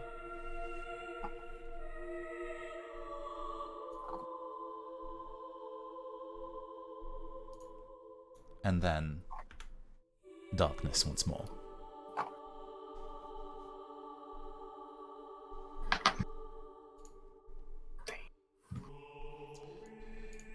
And that will be our session today, everybody. Yay! Right. Very cool. All right. We made it. Starting a little later and ending a little later, but Mini session turned into a full session. yeah, yeah. We cannot be stopped, but it's fine. That's good. It's good. It's good. Mm-hmm. Do we have the energy to do comments and kudos, or shall we leave that for another time? Yes. Oh, we can always do that. Sure, yeah. I'm gonna give my kudos to Tom this session because I loved the literalization of Napoleon of crime and just the firing squad, just French Revolutionary shit going out. I love that. That was such a good image. I could see it clearly. Just a bunch of like teens in too long like military petticoats with weird fake mustaches, holding this bizarrely long musket and then firing. Like and just I imagine like the bullet storm not being just like a single line of fire, then you wait 3 minutes, then another one, but just like impulse, get continuous fire out of a musket. Yeah. Like that was such a cool thing. I was toying with it whether it be just slightly too silly, but I think it kind of works. It worked, yeah, because also like the symbolism of just like ultimately whether or not there's a judge, jury, or executioner. If you're in front of the firing squad, that shows what fate is decided for you, not justice. So there's good themes there. Nice. Hell yeah. Who wants to go next? I would also like to shout out my opposite, Tom Shinichi. Just incredible work as always, and the way that you do role-playing games is very much how I like to do role-playing games, and I feel like we kind of hit the ground running in a lot of ways. So it's very fun to come back every session that we are able to do this and just kind of see how we can play off of each other. Yeah, that I really did enjoy that last scene because it was kind of how I was hoping it would go. As the potential bad end that we'd been pseudo discussing sort of before the session. Mhm, Yeah, mhm. yeah, It was great fun. it was really good. Yeah. I would like to sort of move on past my kudos on, especially to Ruben, just for the I didn't see Kim being the one to step over and thwart my plans. Yeah. And the fact I could totally run with that, because having the wrong card and not knowing is just even funnier than just trying to get up to utter shenanigans, where I've got utter shenanigans that can now potentially just fail Oh horribly. my god, It's just- yes. I hope you just get like this. You have this huge plan device that sort of like hinges on the idea like this card has to be real, and that every like you keep building and building, and then when push comes to shove, you're like, huh? What? Doesn't Huh? work. Huh? Huh? Huh? Sort of go from sort of grand supervillain to Dick Dastardly in one Yeah. scene. Yeah. Yeah. I'd like to give my kudos to Marcy. I definitely enjoyed the the tonal shift of haha, we are heroes in combat to oh god, this has gone too far. I'd like to maybe lean into lean into that tonal shift more in the future. But yeah, no, I appreciated that and the kind of backroom legwork that went into that too. Nathan and Ruben will attest that this is all the only shit that I do in roleplay, so don't worry. Oh my god, yeah. It'll happen.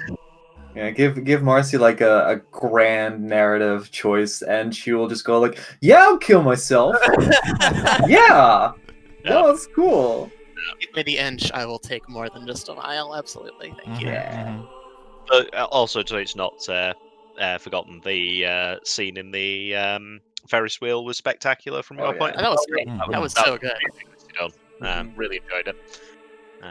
Yeah, we had some really affecting scenes as part of the dream Yeah, sequences. I'm really proud of all of you. That was so good. Yeah, I cry a little bit. Yeah, Seems it's really sad. Oh gosh. Oh gosh. Well, interesting. I seem to. Okay. We are still live. Twitch is telling me we're not live, even though it's still streaming, and I don't know who to believe. But I've not had any connection issues, so we're just gonna ride it out. I still see it live. It's all good. It dropping happened after the session ended, so it's all good, even if we do lose a bit of footage, but we should be fine. Yeah. Was that everybody's kudos? I was gonna just have a big ball of kudos and just like throw it upwards and have it like explode like a confetti ball, like they're in Smash, and everyone just gets a big item set of kudos because I feel like our chemistry and our like narrativization and our like characterization has grown so much in these very disparate sessions like between months to like 1.5 months between is like is a long time to stay in character, but every time we just like snap back into that role. And this one, wow, just boom, we were in it, and then we took it to places that we will not be coming back from. Oh, We yeah. can only keep Yeah. going. We can only keep going. The stakes were irreparably raised. Mhm. Yeah. Oh, nice. And that I is- guess that's what we're looking forward to, huh? Watching how that all kind of like pans out. I'm gonna have to work real hard to think of a third case that can also incorporate where this is going. Because I think it's gonna be a bit more of a dungeon crawler this time. Oh Yeah. Hey. I love that.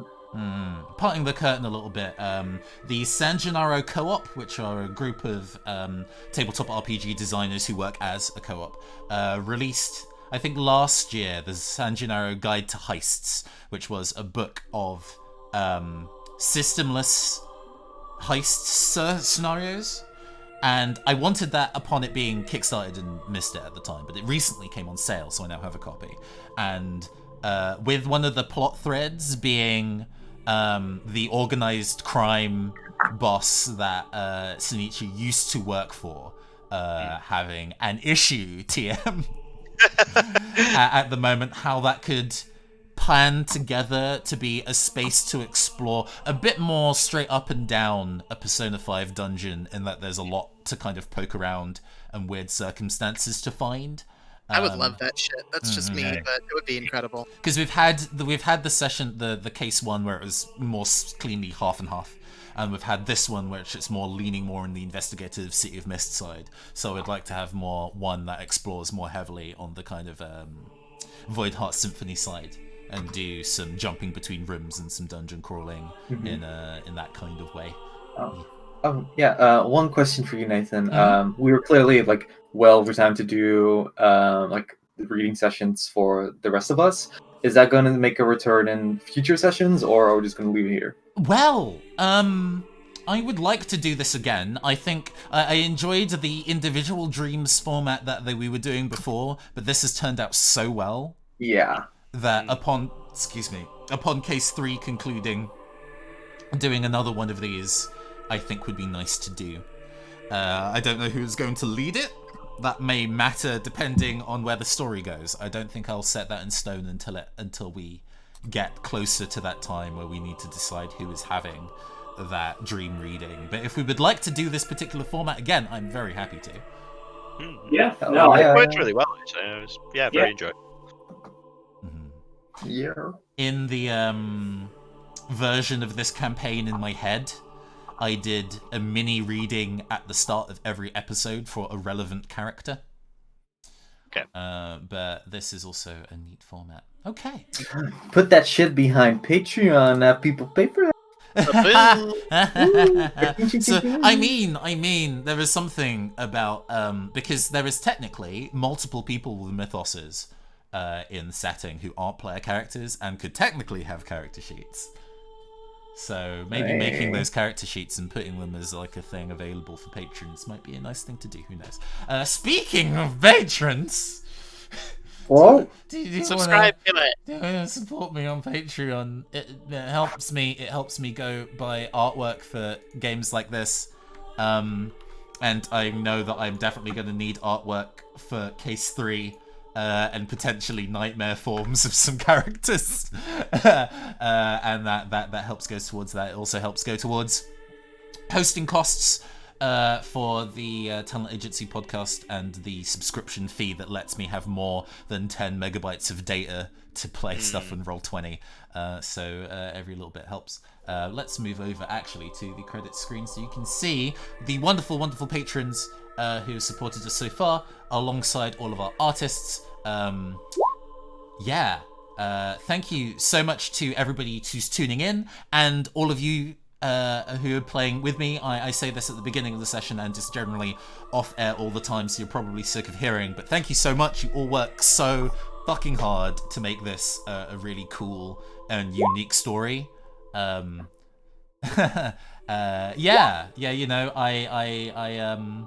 I'm really impressed about the kind of way that we've told this story separately to everywhere else. I'm hearing the ping of messages in Roll20, although we're not looking at Roll20 right now in terms of the stream. It's not important. Don't worry about it. No, it's just us talking trash, don't Paul. Sure. But yeah. Is there any other shout-outs that people would like to do for themselves or other shit going on? Because, Will, you just released a game, like, fucking yesterday. That's true, yeah.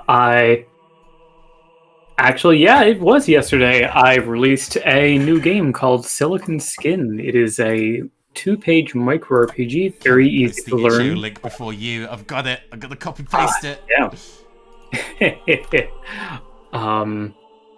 Yeah, it is a 2-page, very simple to learn micro RPG about android drama and changing identities and all of that good those good futuristic themes, while also getting in a good bit of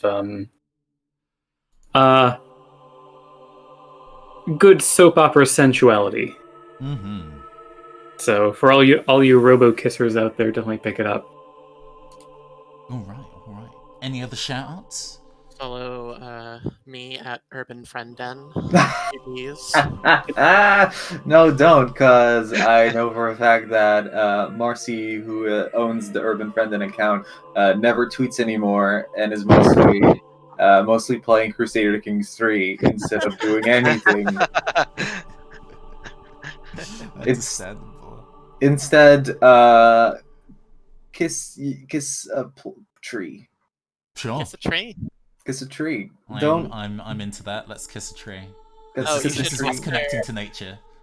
After this stream is done, you should go to twitch.tv/koakuma_ch. Oh gosh, as- yes. Yeah. I always forget to do this because I don't know how to do raids and stuff. I'm dumb, but I can like raid Koakuma. That'd be actually really cool. Let me work out how to do that real quick. Okay. How to raid?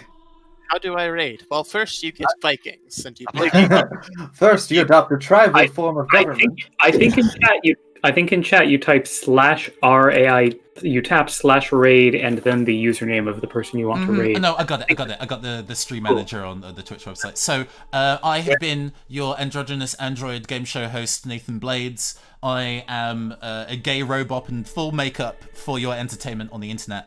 This has been the Neoncaster Twitch stream. We will see you all.